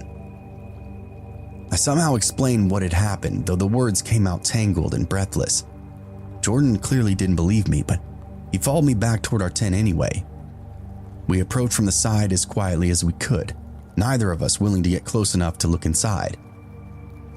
When we were a few feet away, Jordan raised up his flashlight and pressed the beam against the nylon wall. The light illuminated a perfectly clear silhouette lying inside. Broad shoulders, a man's head, completely motionless. For a second, nobody moved. Then Jordan let out a scream that echoed through the entire campground. What followed was pure chaos. We sprinted across camp, tearing open counselor tents and yelling over each other about a stranger sleeping in ours. At first, the adults were confused, half asleep, but the panic in our voices convinced them that something was indeed very wrong. Flashlights appeared, radios popped to life, campers started waking up. Several counselors rushed toward our tent while others grabbed the kids together. By the time they reached it, however, the man was of course gone. The tent flap hung open and our belongings were scattered everywhere. Sleeping bags had been tossed aside, backpacks dumped out, gear littered the ground as if somebody had rifled through everything before fleeing into the darkness. Nobody knew where he'd gone or how long he'd been watching us before even entering the camp. Police were called immediately. The counselors spent the remainder of the night patrolling the perimeter while campers sat awake, whispering amongst themselves. Every sound from the woods would make people jump. Nobody seemed to get any sleep. The fear was contagious. Even the adults looked shaken, and that part terrified me. We were really out here on our own. If the counselors were scared, then whatever had happened was every bit as serious as it felt. Dawn finally arrived several miserable hours later. Additional staff members came up from base camp carrying rifles and shotguns to escort us back down the mountain, while police searched the area. About halfway through the hike, one of the campers spotted something tied up around a tree beside the trail. It was Jordan's blue hoodie. Somebody had carefully knotted it around a trunk at eye level, almost like a marker left specifically for us to find. Nobody touched it. Jordan didn't want it back, and none of us wanted to get close enough to untie it. We simply kept walking, leaving it hanging there in the woods. When we finally arrived back at base camp, we gave a small statement to investigators, and then everybody started piling up on buses to go home. I never returned back to camp in a professional capacity, and that guy out there was never found. I woke up to my daughter's voice. It wasn't a dream nor a half-asleep delusion. She was close and very distraught. "Mom, I need you to come up here, right now." My eyes snapped open. The room was dark. My heart was already racing. For a very few confused seconds, I forgot she wasn't home. Then reality caught up with me. My daughter was 13 years old and had left that morning for a school camping trip nearly 2 hours away. There was no possible way I could have heard her voice. I checked my phone and it's 3:39 a.m. I sat there staring at the screen while a knot formed in my stomach. Parents tend to worry, it comes with a job, but this felt different somehow. Her voice was still ringing in my head. It sounded urgent, like she genuinely needed me. I tried telling myself it was stress or some random sleep hallucination, but I couldn't shake it. I actually grabbed my phone and called her. It didn't go through. Of course it didn't. The camp collected the kids' phones at night so they'd actually get to sleep. It was in a big pile with the rest of them, so I think they set them to airplane mode. I lay awake afterward with that awful feeling that something was very wrong. I almost called the camp office the next morning just to make sure she was okay, but I knew how ridiculous it would sound. Instead, I waited it out. If something was wrong, my line would start ringing. A few days later, the trip would end and she came home perfectly fine. No injuries, no emergencies, no dramatic stories. Just the usual 13-year-old excitement about friends, cabin gossip, and apparently a boy that she liked. Eventually, I just forgot about the whole strange experience.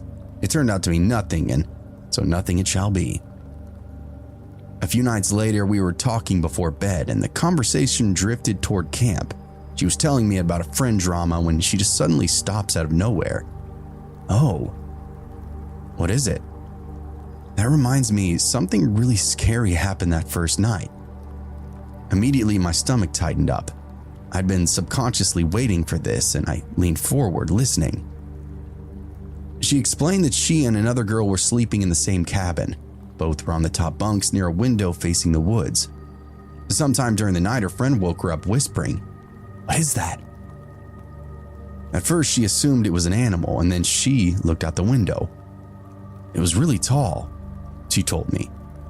"What do you mean, how tall?" "Way taller than a person should be." She had tears in her eyes as she said this to me, and according to her, a massive figure was standing near the tree line. It wasn't approaching the cabin, but pacing slowly back and forth. The moonlight wasn't great, but she could clearly make out the shape. It was unnaturally tall, with arms that seemed far too long. Its eyes appeared reflective, almost glowing. She said that it stopped the pacing and began silently panting, chest rising and falling, deep, wet gusts from its throat. It turned toward the girl's cabin and then stared at it.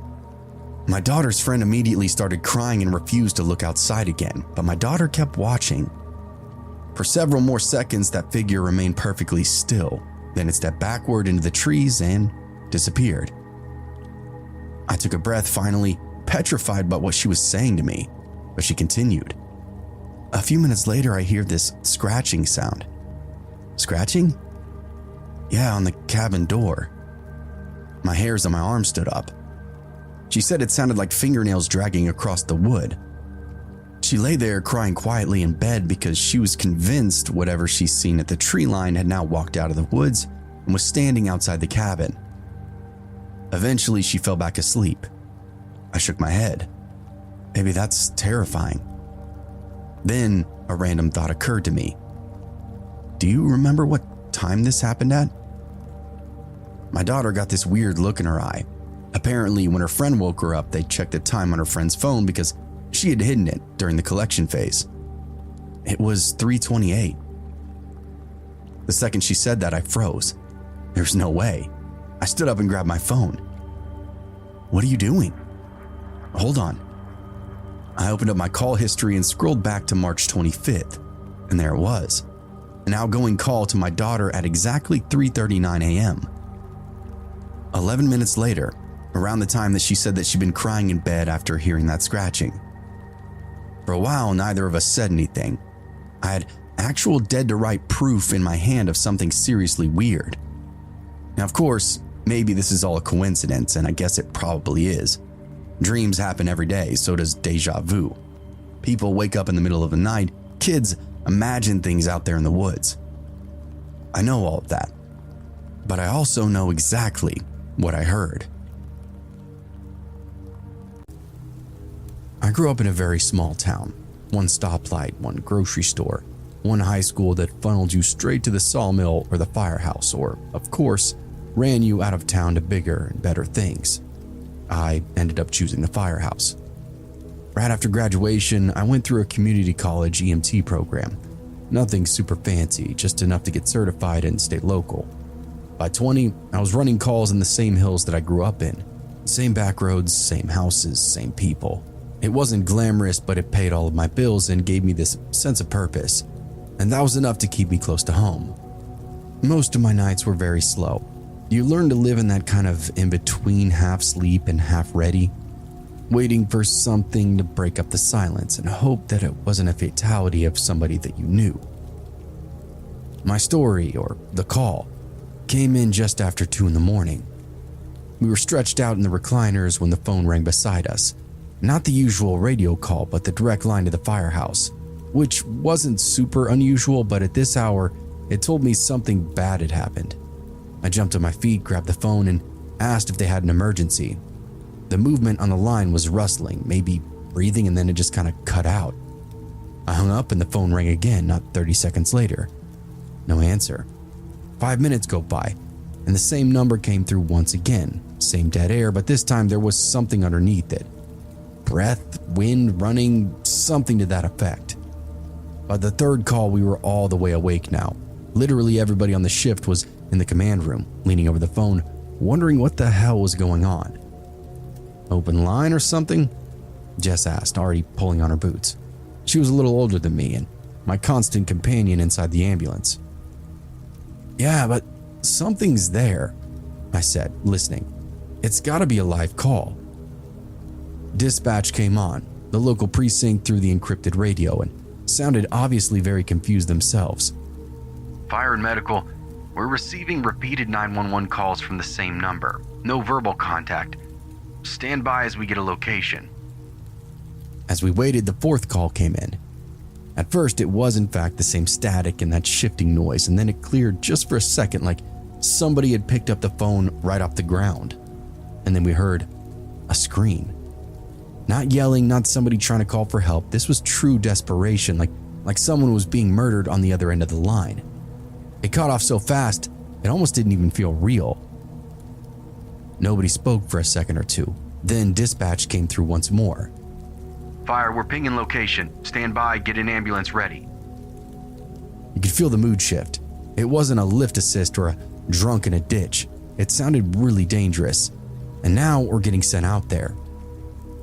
A few seconds later, we got a rough location. Mountain turnout off a country road 18, about 30 minutes out. Are you sending police presence? I asked. The radio crackled. It's a busy night on our end. No units are available, and honestly, whoever this number is called the fire department directly. I'm guessing they need medical. I won't be sending units at this time. Can you put us on the list, at least get a unit out there when somebody is available? I asked. You got it. And that was that. Jess looked at me and I nodded and we went straight to the garage. It was our turn to field the call anyway. We got our gear loaded up, ambulance rolling. Lights off for the drive, siren ready if needed. The sheriff's office said they would head that way when they could, but we were a lot closer. The roads out here always felt a lot longer at night, if that makes sense. Once you leave town, it climbs the mountain rapidly, there's tight curves, and no guardrails for most of it, just trees crowding in on both sides of you. Your headlights hit trunks and branches and nothing beyond. It feels like the road just terminates in every single direction. Dispatch tried the number again while we were en route. Nothing, and got no more calls. We were told to update both the firehouse and dispatch with everything that we come across out there. You think this is just some kind of prank? Jess asked me after a while. I shook my head. I don't think so. Not with that scream. I've never heard anything like that. Really? We used to do prank calls all the time. Look, just call it intuition. I think we're about to roll into something really weird, I said back. She didn't push it. When we hit the turnout, I slowed down but kept the brights on, scanning for any kind of movement. There was just one car parked off the shoulder, older sedan, engine off, driver's side door hanging wide open. No movement, no lights, nobody around. This had to be the place though, but it was completely desolate. I stepped out, flashlight curving a narrow path across the dark. It was much colder than I was expecting, but it could have been just my nerves. It was also eerily quiet. No wind, no bugs, nothing disturbing the forest around us. Hello? I called out. Of course, I didn't get an answer. Jess moved off to the side, sweeping her light along the tree line. Between us and the brights from the ambo, we had a pretty good illumination of the area. The car looked empty at first, keys still in the ignition, door just hanging there. Then I saw a phone on the gravel just outside the driver's seat. I crouched down and picked it up, and the thing was absolutely painted in blood, unlocked and half dead. I set it on the hood of the car and just kept scanning the turnout. Whatever had happened out here was sudden, violent, and apparently left no survivors. Jess and I then lit up the turnout like a crime scene. Headlights, overhead lights flashing, both of us sweeping our flashlights in overlapping arcs. Gravel, brush, tree line. Nothing was moving. No sound except for our boots and the low hum of the engine behind us. Hello? It's the fire department. Medical is on site. Still got no answer. Is there anybody out here with an emergency? Are you hurt? Hello? We reported back to the station and told them that we found a vehicle, a phone, but no caller. They said they hadn't heard anything more either. No additional calls had come through, and county dispatch was quiet. We told them that we were going to inspect the car for any kind of clues as to what the hell had happened out here, then head back to the truck and wait for the sheriff's deputy to arrive. They told us that sounded good, and off we went. Up close, it didn't really look abandoned, and there was so much blood. Like, it looked like gallons of it, smeared across the hood in these long streaks, thick along the driver's side door, splattering the seat, the steering wheel. Some of it had dried already, dark and tacky, but most of it was still very much wet. Jesus Christ, Jess muttered. I leaned through the open door and scanned the interior. No body and no sign of where anybody had just kind of gone. Just blood and that god-awful rusty smell that comes along with it. Something bad had definitely taken place out here. I straightened up and reached for my radio. We need more. I didn't get to finish my sentence before the brush exploded behind us, fast and heavy. Jess snapped her light toward it. I turned just inside to see him come out of the trees, a man booking right at us full sprint and directly at me. We impacted pretty good and he wrapped me up in this tight crushing hug, screaming the whole time, just this raw panic noise into my shoulder. I shoved him as best I could, trying to create some kind of space. He was slick with blood and it soaked through my shirt where he'd grabbed me at. I wrenched free and it was easier than it should have been. I remember expecting some kind of fight in the moment, but there was almost zero resistance in getting out of his grip. He stumbled backwards, still yelling, hands half raised up, and that's when I saw them. Both of his hands were missing, everything but the thumbs. No fingers, just raw, uneven ends. Blood pouring down his wrists, gore, flaps of skin hanging from the wound. Hell, I thought I could see where the veins were splayed out across his palms. This guy was ruined. My brain was lagging for a second. I couldn't even collect myself. Jess, I snapped, backing up, wiping at my uniform, checking my skin. Nothing on my face, nothing on my eyes, and I needed to keep it that way. Jess was already moving. Sir, sit down, you're in shock. He didn't listen at first, pacing in psychotic circles, shaking, gasping. We worked him down together, got him seated against the ambulance. He was very out of it at first, but hearing our words, seeing our uniforms, I think that snapped him back into reality within 10 minutes or so. I grabbed some gauze and Jess continued to wrap. We moved as quickly as the wounds would allow us to, and once his hands were somewhat packed, we broke out the Israeli bandages to really crank the pressure and get the bleeding back under control. Vaccine, stop bleed, the whole 9 yards. "Stay with us," Jess said. "Look at me, you're okay. Stop panicking, it's all gonna be fine." But he wasn't fine. I've never seen a human's eyes like that guy's. Black on black, so much white still visible. He was really pale, jaw chattering, words tripping over one another. I watched him bite his tongue so many times that it started bleeding too. That's when it clicked that this guy was high as a kite, maybe drunk. There was a pretty bad meth problem going around in this area, so I assumed it had to be that. I gave the radio. "Dispatch, 1 male, severe trauma to both hands, heavy blood loss, requesting additional units and law enforcement." Jess glanced over at me. "You thinking attack?" I shrugged. How the hell would I know? But then he started talking next to me. Car slipped," he stammered out. "Jack gave out. Thought it was a flat." We both paused. He lifted his hands like he could show us. I went to change it. It was dark. I couldn't see. The car came down. My stomach dropped. All of them. It took all of them. He said, almost laughing. I didn't. Jess tightened the wraps. Hey. Don't think about that. We're with you. Everything is okay." "I ran," he went on. "I couldn't find my phone. I kept dropping it, blood everywhere." That explained all the calls. "I used my thumbs, my nose. I kept calling, but there was no service. I couldn't hear. I couldn't see. I thought somebody was under the car." He kept rambling. Meth.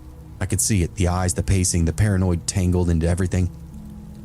We got him loaded up into the rig as more units started to head up the road. Before I climbed in, I glanced back at the car. All that blood, all that chaos, and just nobody else out here. It was just him. To this day, it was one of the craziest things I've ever seen on call, and I couldn't believe that it turned out to be an accident with that level of injury.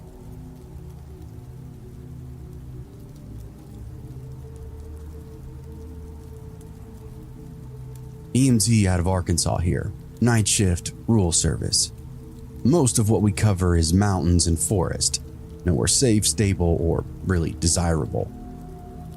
The call for my story came in just after midnight. Older female, possible DOA. She said that she'd found her husband unresponsive. In our system, we go in first, no waiting on anybody else. We're so rural that if we had to wait for LEO to clear scenes, we would lose half of our patients. If they're gone, we confirm it in the field. Dispatch read off the address, but it was meaningless. It was the landmarks that would get us over there, not the directions. County road this, dirt turn off that, past the old gate, that kind of thing. Estimated time from the highway was 55 minutes. We started out fine. Pavement gave way to gravel, gravel picked up the packed dirt. Trees closed in on both sides, tall and dense. That kind that'll swallow up your headlights. My partner was the one driving. I was working the GPS, watching the blue line snake deeper and deeper into nothing.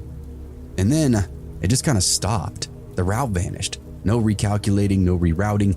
Just a blank screen with a blinking arrow that didn't seem to belong anywhere else.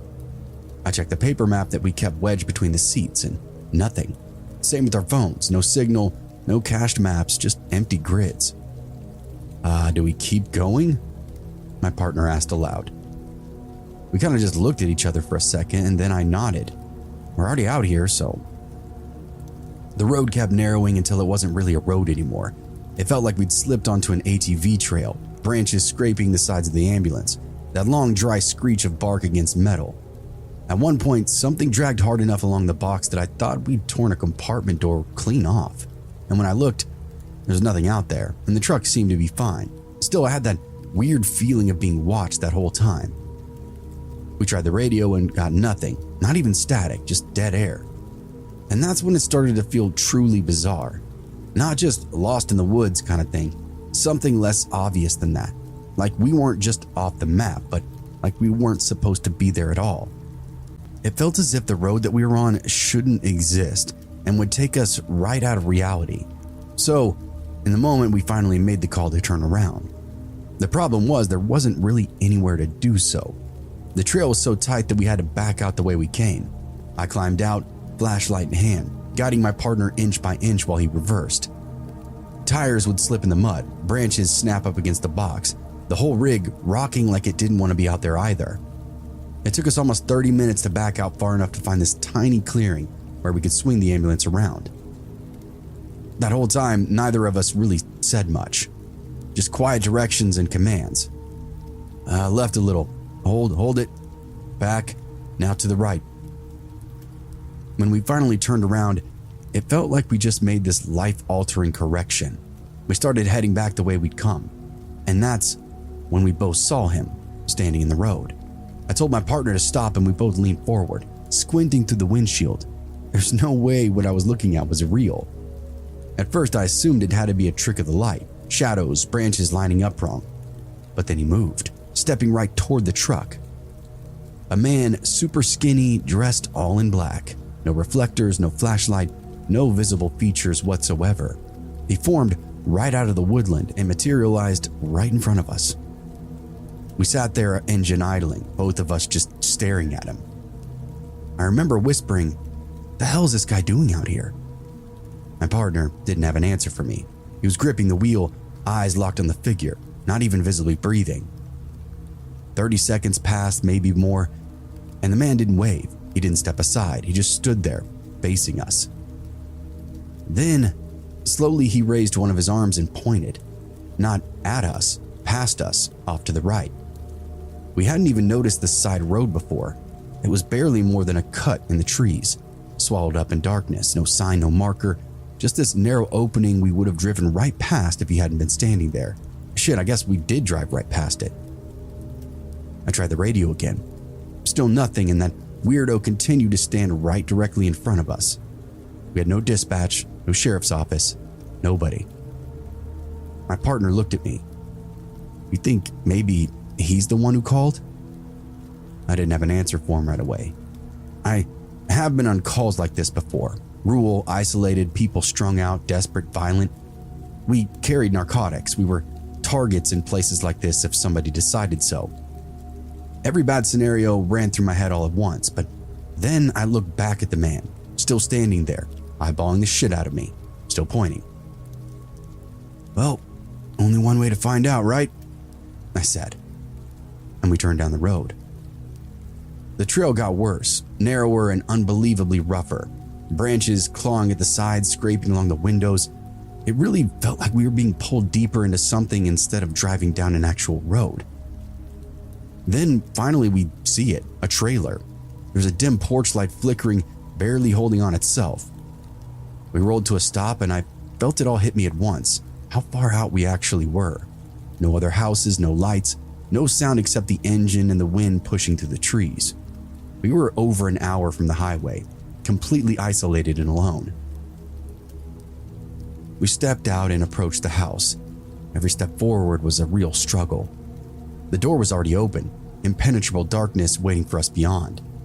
Inside, we found her, an elderly woman sitting on the floor, back up against the wall. She looked up at us like she'd seen a ghost. Next to her lay the body, male, late 60s maybe, same height, same build, all same black clothing. I felt my stomach drop. What the hell? My partner knelt and checked him, cold, stiff, full rigor. "He's been gone a while," he muttered. "Hours at least." We worked through it, confirmation, documentation, trying to comfort the woman as best we could. She spoke very little. Her voice was hoarse, like she'd been screaming and crying for quite some time.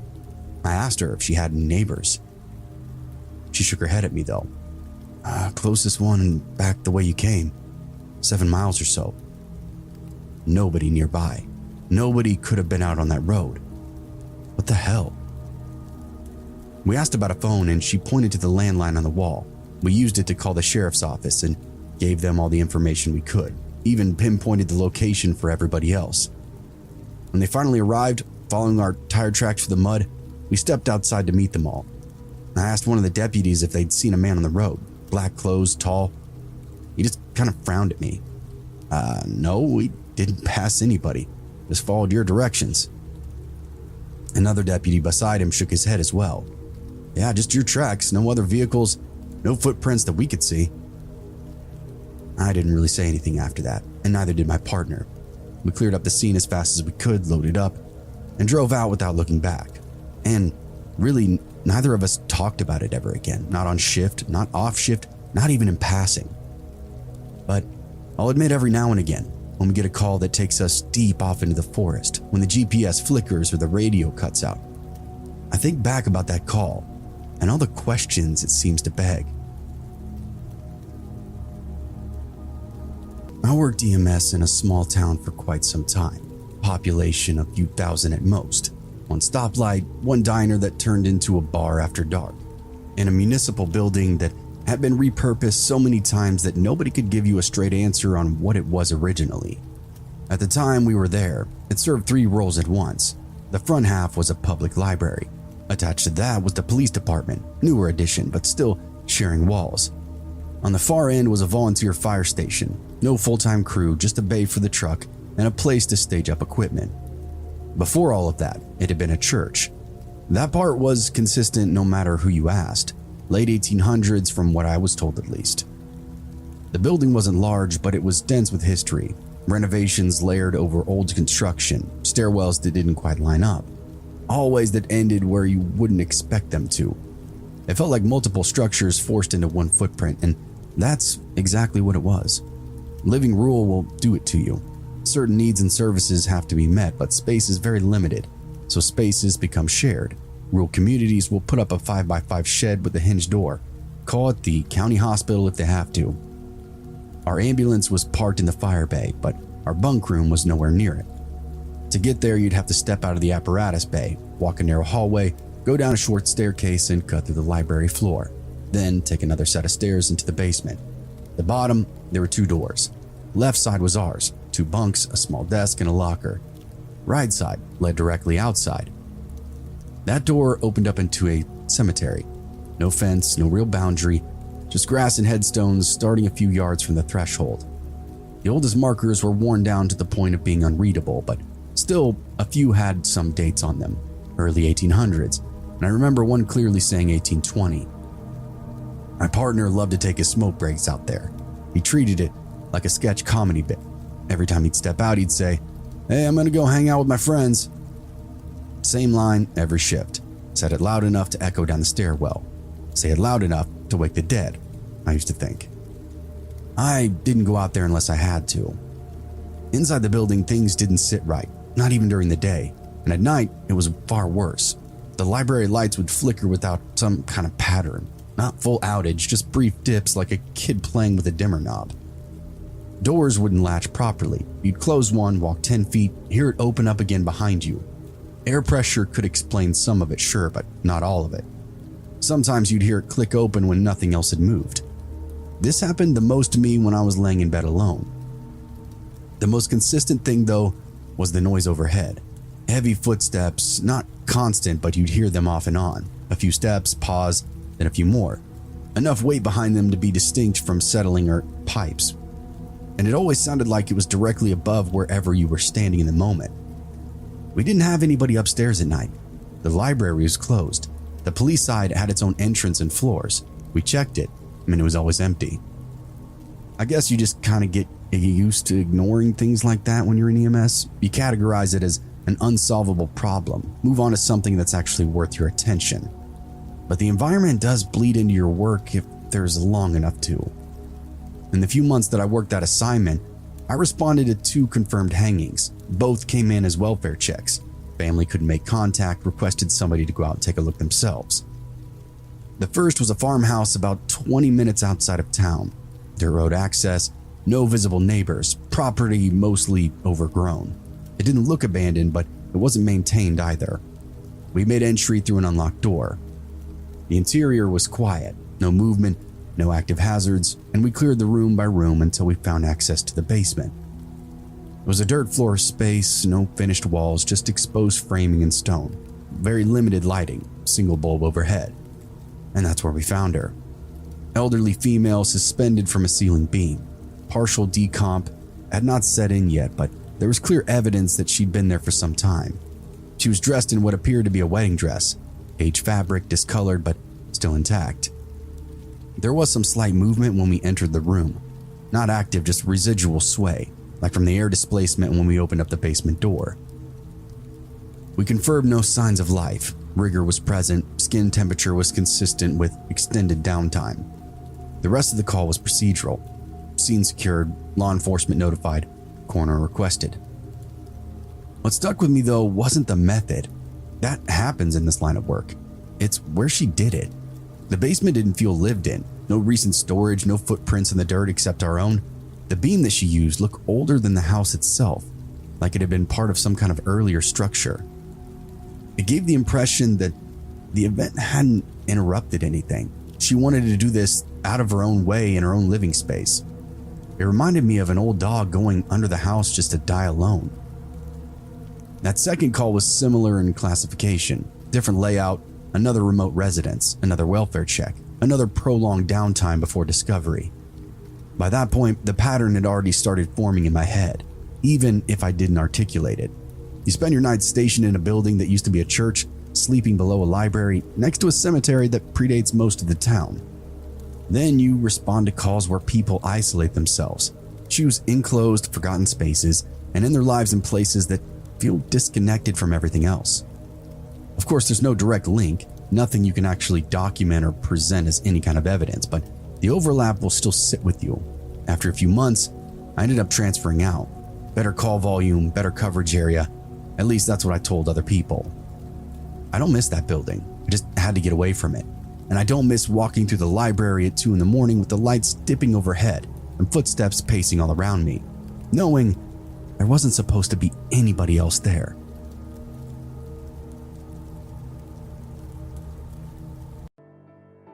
I met my ex in high school. Let's call him Justin. I was a sophomore and he was a junior at the time. We went to school in a small town, so we practically grew up together. I developed a big crush on him when I was in middle school. I came from a toxic family and I was sexually abused at a very young age. I think I chased boys starting in middle school as a way to escape my shitty home life. I was the typical wannabe emo kid who liked the bad boys. I grew up with intense anxiety, so I think masculine guys just made me feel safe. Justin made me feel safe. We were practically opposites. I was meek and shy and fragile, whereas he was social, more popular, and not afraid to take the lead. He always picked on me and it would piss me off, but I liked that he would always notice me when I felt invisible towards everyone else. I developed a huge crush on him until we had started to see each other when we were in high school. I needed a ride home after school, and he said he would take me. After that, we had started spending a lot of time together, and it all went downhill from there. He was not a good boyfriend. At first, he basically never gave me any attention and almost avoided me, which made me want his attention even more. I was so scared to be alone that I just put up with it. After a year, I was about to break up with him, and he confessed that he loved me. That was all it took to reel me back in. He went off to college 6 hours away, and I waited for him. When I graduated high school, I had followed him to the same college. That is when he started to isolate me. From day one of my freshman year of college, he made me sleep with him at his townhouse that his parents paid for off campus. He convinced me to stop talking to friends, my dorm mates, and even my own family. He convinced me that he was the only one I could trust. He convinced me that I was the only one who truly understood him as a person, and he threatened to kill himself anytime we had a fight and I tried to leave him. He took me back with him to a college that is closer to our hometown, and I let him. He continued to isolate me, threatening to kill himself if I left him. Anytime one of my loved ones tried to convince me he was toxic, he would just blame me and turn the argument to make it seem like I was at fault. One time, he actually tied a rope to his neck in an attempt to end his life because he felt like he couldn't live without me, and he convinced me to keep it a secret. I lost so many friends and missed out on my first year of college. I stopped spending time with family because I was convinced he was the only one who understood me. This is where the fucked up stuff happens. 2 years go by. It's 2015, and my house is raided by the cops. Well, my dad gets arrested and he's charged with taking pictures and uploading them to the dark web. My whole town discovers that he's a pedophile and he commits suicide. My family was already toxic, and yet my whole world was turned upside down even more. Out of grief, I practically lived with Justin and his family for a couple of weeks, and then a month after my dad passed, I impulsively decided to get my apartment with Justin. We only had the lease together for 2 weeks. That is all it took for me to hit my breaking point. After my dad committed suicide, I just knew that I couldn't live like this anymore. I decided to break up with Justin, and I told his parents and reached out to his friends through Facebook to tell them. His parents met with us and essentially blamed Justin's suicidal tendencies on our relationship. They decided to not take action. The very night after we got back from dinner with his parents, I told him I was leaving him, and he went insane. He went into the bathroom and started crying and having a conversation with himself. Then he started pacing in the hallway of our apartment, mumbling to himself. It was the first time I've seen him do that. He started pushing me against the wall and took away my phone. When I went to the closet to grab my clothes, he blocked the door and then locked me in the closet. Justin and his family are also very pro-gun, and he had about 4 or 5 firearms in our apartment alone. He grabbed a Glock and continued to block me in the closet, begging me not to leave him. What happened after this is spotty. There's still a lot that I can't remember to this day, but we somehow ended up in the living room, and he's now hovering over me in the corner of the living room. He shows me that the magazine for the gun is fully loaded by taking it out and then putting it back in, and then he went out of his way to show me that the safety was off. He cocked the gun back and then pushed the gun to his head with the finger on the trigger. He was looking into my eyes at that very moment, and I was begging him to let me go, sobbing. He told me if the neighbors heard me cry, he would kill the both of us. I just rocked back and forth with my hands covering my ears, mentally preparing for the sound of the gun and preparing to have parts of his brain or blood on me. I was preparing myself for the possibility that this might be my last moments alive. Then out of desperation, I told him I would stay. Luckily, he believed me. I convinced him that I needed to use the bathroom, and I asked if I could have my phone back. He gave it back, but he stayed outside the bathroom door and then warned me not to contact anyone. I just laughed and said, "No, I'll never do that. I'm yours forever." And when I got in the bathroom, I texted the first person I saw to call the cops. When I got out of the bathroom, I then convinced them that I really needed to go out and get cigarettes. When we stepped outside of our apartment, the cops were surrounding the property. And we were both so calm that they started marching past us until I then started shouting, "It's him! It's him!" pointing at him. They ended up putting him on suicide watch and then committing him to a mental institution for a week. I only met with them once. The caseworker left his file open at one point, and I saw that they had diagnosed him with psychosis. I lied to him again and I told him I would stay, knowing damn well I wouldn't. After all this, Justin's parents and friends actually blamed me for the incident. To this day, I will never understand how I could be the bad guy in this situation. I was only 20 years old and my father just committed suicide. At the time, calling the cops was the right situation once I realized his family and friends weren't going to take action. I was just a kid having to advocate for myself and going through grief. After all of this, he actually convinced his family and friends that I was the abusive one and that I was the manipulative one with anger issues. I moved in with my sister after this. The police confiscated all of Justin's guns and his gun license. They also informed me that he would be kicked out of the military for this. I found out through a friend that Justin's grandfather picked up all of his guns at the police station and then gave them back to him. He would show up to me and my sister's apartment multiple times, sometimes in the middle of the night. One time he showed up looking for a promise ring he gave me, even though he already told me to keep it. He told me that he needed to sell it for drug money because I got him addicted to drugs from the mental facility. He threatened to have me arrested for stealing his property. He would show up to my friends' houses, and one time tried to fight one of my friends and yelled racial slurs at him. I also started receiving death threats from anonymous numbers telling me that I should be dead like my father. I went to the cops and I managed to get them banned from myself and my sister's apartment complex. The cops told me that there wasn't really much else they could do, just to document anything that could be evidence against him.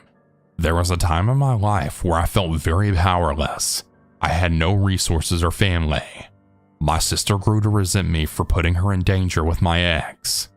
We ended up drifting apart, and I would just continue to hang out with the wrong crowd and had a very bad string of relationships. I somehow actually stayed in college at that time, and I came very close to flunking out. He would drive past my house for years. He would show up to my work at times until I had him banned. I would receive death threats from anonymous numbers, and to this day, I'm not even sure if it was him, but I have my suspicions. I would actively reach out to hotlines for domestic abuse for advice. I moved into my own apartment in a different part of town, and I basically never left my house unless it was for class or for groceries or to go out of town. The pandemic was almost a blessing for me because it meant my safety. After graduating college, I got a job and moved away. I developed intense PTSD after the whole experience. To this day, I still get nightmares where I'm screaming until my roommates have to wake me up. I was diagnosed with severe anxiety and depression. The after effects of all this, plus the trauma from my family, have really been hard. But I'm doing everything I can to being as close to okay as I can be. I cleaned up my shit and I got help. I also let go of a lot of toxic people, and I met a lot of great people who were showering me with love and support. The only thing I would like to thank Justin for is that whole experience forced me to come out of my shell and to advocate for myself. If it wasn't for this experience and all the other experiences in my life, I wouldn't be who I am now. I now have a loving boyfriend. I'm not afraid of being alone, and I'm the bravest that I've ever been in my life. I'm now 26 years old, and I know that this will affect me for the rest of my life. But for anyone out there who's listening who's in a similar situation, it is possible to make it out of this and still live a full, happy life. You are worth it. To Justin, I'm not scared of you anymore. I will never be scared of you again. You could kill me tomorrow and you will still never be able to take away the amazing things that I've done with my life or the love that I've developed for myself. I will never be silent. If you ever try to take me down, I will drag you down with me. About 10 years ago when I was 14 and had just started to realize I was a lesbian, a beautiful girl that I barely knew had asked me out. I was just thrilled to be noticed and have someone want me. So I ignored the fact that I didn't really know her that well, and that she kind of gave off a cold, distant, creepy vibe that was in direct conflict with my own spunky and warm attitude. I figured there was no way she would ever hurt me, especially since she was a woman, and I had never heard of a woman abusing another woman. I know, I was ridiculously naive, and I know that now. A few weeks into the relationship, she started beating me when she didn't get what she wanted, even sometimes doing so right in front of people. No one did anything to stop it. They just politely looked away. She started demanding I have sex with her, even physically forcing me to do so and threatening to kill me if I didn't comply. It took a few months, but my fear of her was finally overridden by a desire to not be the girlfriend of some psychopath, and I dumped her and told my mother, her parents, the police, and everyone who had been around us what she had done. My ex swore she would kill me. Those were the last words she said to me. My parents believed me. Her parents believed me. The police believed me. But I wound up not pressing any charges after realizing how unlikely it was that she would serve any time. However, she got all of our friends. They all sided with her, and I wound up having to change schools over this. Soon after we moved to a different city, I got the help I needed and I felt like a changed person. I moved back to the same city where I met my ex when I started college. It's a huge state university with more than 50,000 students, but I figured I'd probably never see her, and knowing her that it was very unlikely she even went there. She was an actress and a singer, and I figured that she probably had gone to a school known for those kind of things. My college was known for science and infamous for having a very underfunded art program. Well, on the very first day though, I saw her. I felt a cold stare on the back of my neck and turned around, and there she was, 100 feet away from me, staring me down with a blank expression on her face. I glared at her and sneered, trying to show her that I wasn't afraid of her, and she just kept the same cold expression.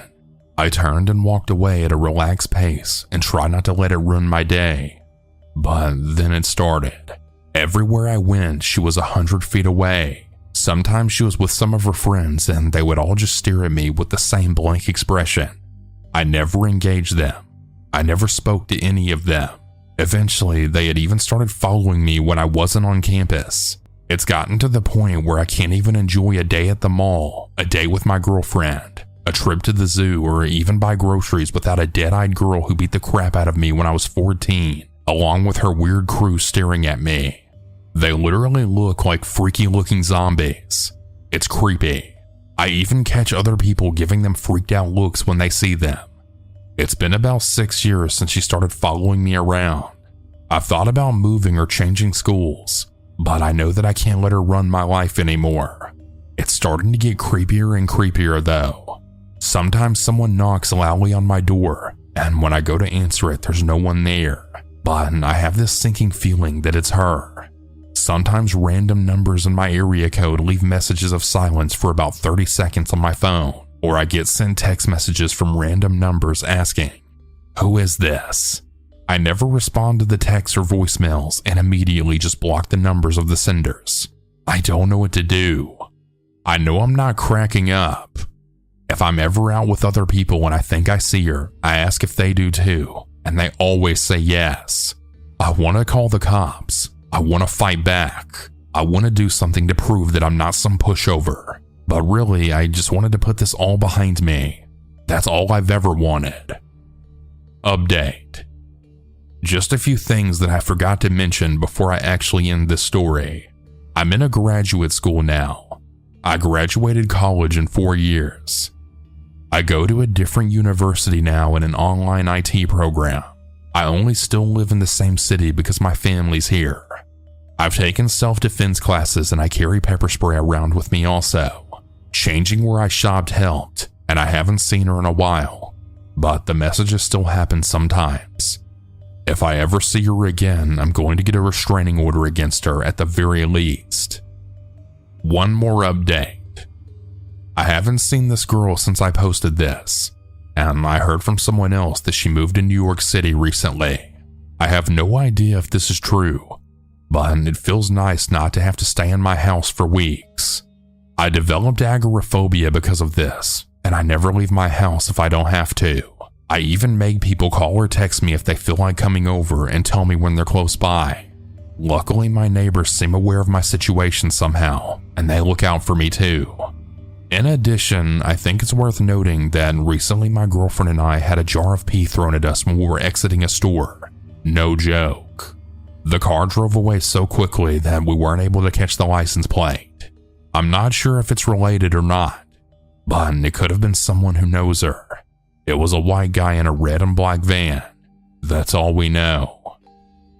So when I was 17, I didn't really hang out with very great kids, I'll admit. I never got into many bad situations and I turned out pretty well in the end, I think. But this one relationship I had was definitely a creepy one. My friend Corey and I decided that one day we would go to his friend Jay's house. Let me just say that Jay's house was actually a crappy lonesome quadplex off the side of a highway. The inside of it was disgusting, and every wall had at least 2 or 3 punch holes in them. Doors were off hinges and propped up against door frames. What little furniture they had was obviously very used. I'm not much of a judger. This doesn't bother me really. We eventually smoke and then leave. We went back to Jay's the next day. Jay's now showing obvious interest in me, and in a moment alone in the kitchen, he had asked me to be his girlfriend. I'm an idiot, so I say yes. After about 2 days of knowing this guy, I say yes. We stay a while, a group of people leave to go get food, and Jay and I are alone. He starts showing obvious signs that he wants to have sex, and though it's a bit fast for me, I reluctantly go along. I'm his girlfriend, right? He's got a pot belly. I never noticed this because he hides it. Now, this isn't bad by any means, but everybody has a type, and I personally prefer very skinny, lanky guys. He hid this with oversized clothing and a thick scruff. I'm a nice person though, and I don't let this bother me. Surely he has other nice qualities, right? Wrong. He's the one that punches all the holes in the wall. He doesn't go to school, spends all of his money on weed and food, as does his mom, and a month later he's homeless. His druggy mom literally just abandoned him and his brother and goes off on her own. I know I've made a mistake, but I'm a cowardly and helpful woman. My parents agree that he can sleep in the basement, but no sex. Perfectly fine by me. But every night for 2 weeks he would appear at my door to come to his bed, while I would whisper things about my mom and dad hearing until he would finally give up. We've been dating for like a month and a half at this point. He moves to his ex-stepdad's 40 minutes away. Every time I visit, his stepdad makes lewd comments about me, and about me and Jay having sex. There's a 6 and an 8-year-old there. They like to brag to me about how much weed they could smoke. I know that I probably should have called CPS, but forgive me. Like I said, I was a real idiot at the time. I still kind of am. On my last visit to Jay's new home, we went to Subway to eat. His stepdad asked me what I want, and I just say I'm not hungry. He then says out loud right in front of the Subway guy and the whole rest of the family, "Yeah, she's probably too full from all that dick she's been eating." Both the Subway guy and I just shared a look, an uncomfortable look. I break up with Jay through text and I'm immediately flooded with texts. They range from, "Baby, I love you. Please don't do this," to, "I swear I'm gonna kill you." He sends me pictures of bongs that he bought for me, with money that he gets from selling stolen items, and when I don't respond to the gifts, he starts threatening to kill me again. I stopped responding to them because of my dad's advice. He's now filled in on the situation and he just says to ignore him. I'm literally receiving 300 plus texts a day and around 100 phone calls. This eventually stops after about a week because he starts texting my dad multiple times. My dad flips out on him and suddenly the stepdad's involved. The stepdad is claiming that I owe money for food and gas and stuff. My dad basically tells him to just eat shit. Texts and phone calls continue for around 3 months afterwards. Not in such large amounts, but maybe like 1 or 2 a day. He still tries to add me on Facebook to this day about every 4 months, and it's been like 4 years. That relationship was only 3 months long. I don't know why he was so obsessed with me. I've always liked that I had a special magnet that attracted weird people and situations. So here's yet another story. To this day, I haven't fully figured it out. My husband dated a girl named Emily in high school for a few years. Upon graduation, she decided to go to college out of state and they eventually broke up. Nothing dramatic, just parted ways. He and I met a few years later and we ended up getting married, obviously. I knew of Emily through friends as we live in a very small town and everyone thought she was really wonderful, but I had never met her, face to face or anything. About 6 months after we were married, I got a phone call on my cell phone in the middle of the night, and when I answered, it was a woman crying hysterically and ranting about how I ruined her future. How she and my husband were supposed to get married in October, and he didn't really love me, etc. I then said, who is this? And she then screamed that it was Emily, then hung up. I woke my husband up and we were both completely puzzled, as he hadn't talked to her in years at this point. Over the next couple of months, both of us would get random phone calls at random times of this crying woman accusing us of ruining her life. We eventually stopped answering any calls except from known numbers. Around this time, my husband ran into Emily's brother Jason, who was married and lived fairly close to us. They struck up a friendship and we would often go to barbecues, etc. We were friendly acquaintances versus close friends, so we never really brought up the calls from Emily. Jason would occasionally mention things about her graduating from college, starting a physician's assistant program, and getting married, but not going into too much detail. I think he was just respecting our marriage, etc.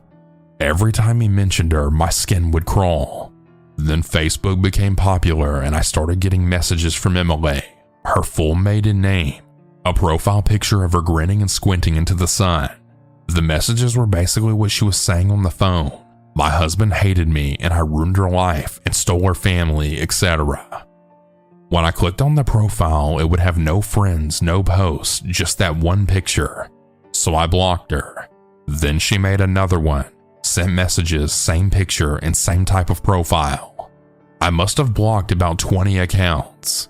It was so frequent that I wouldn't even mention it to my husband. After a while, it was just a given. Her harassment by no means was a focal point in our life, but it was always there. Fast forward a few years, the Facebook messages coming in more infrequent. We've now had a child and are expecting another one, and Jason mentions, yay, Emily is moving back with her family. She has a husband and kid, and she's accepted a PA position in our town's major pediatric clinic. Our mutual friends were excited and were going to switch to her for their health care, but I refused. She'd probably murder my kids. I heard she was back. Mutual friends mentioned seeing her and that she's doing really great. Blah, blah, blah. Then we were at another mutual friend's daughter's birthday party, and they casually mentioned that Emily would be coming by. Literally everyone knew that my husband and her had dated in high school, so I felt I couldn't get away from her and hearing about her. The success story from our tiny town. Gag. I was such a bundle of anxiety waiting for Emily to show up. My heart was pounding. I was shaky. I felt like I needed to vomit and then diarrhea. It was terrible. Then walks in this completely normal everyday woman. She walked in with her husband, who also looked normal, as well as their daughter. She greeted my husband and I very casually, said it was nice to meet me, and continued to circulate. What the hell? This is the person who's been terrorizing us? It did not add up. The messages on Facebook continued for another 6 months or so, then they stopped. To this day, I cannot match the person on the phone and Facebook to that woman at the birthday party being the same person. I'm completely baffled.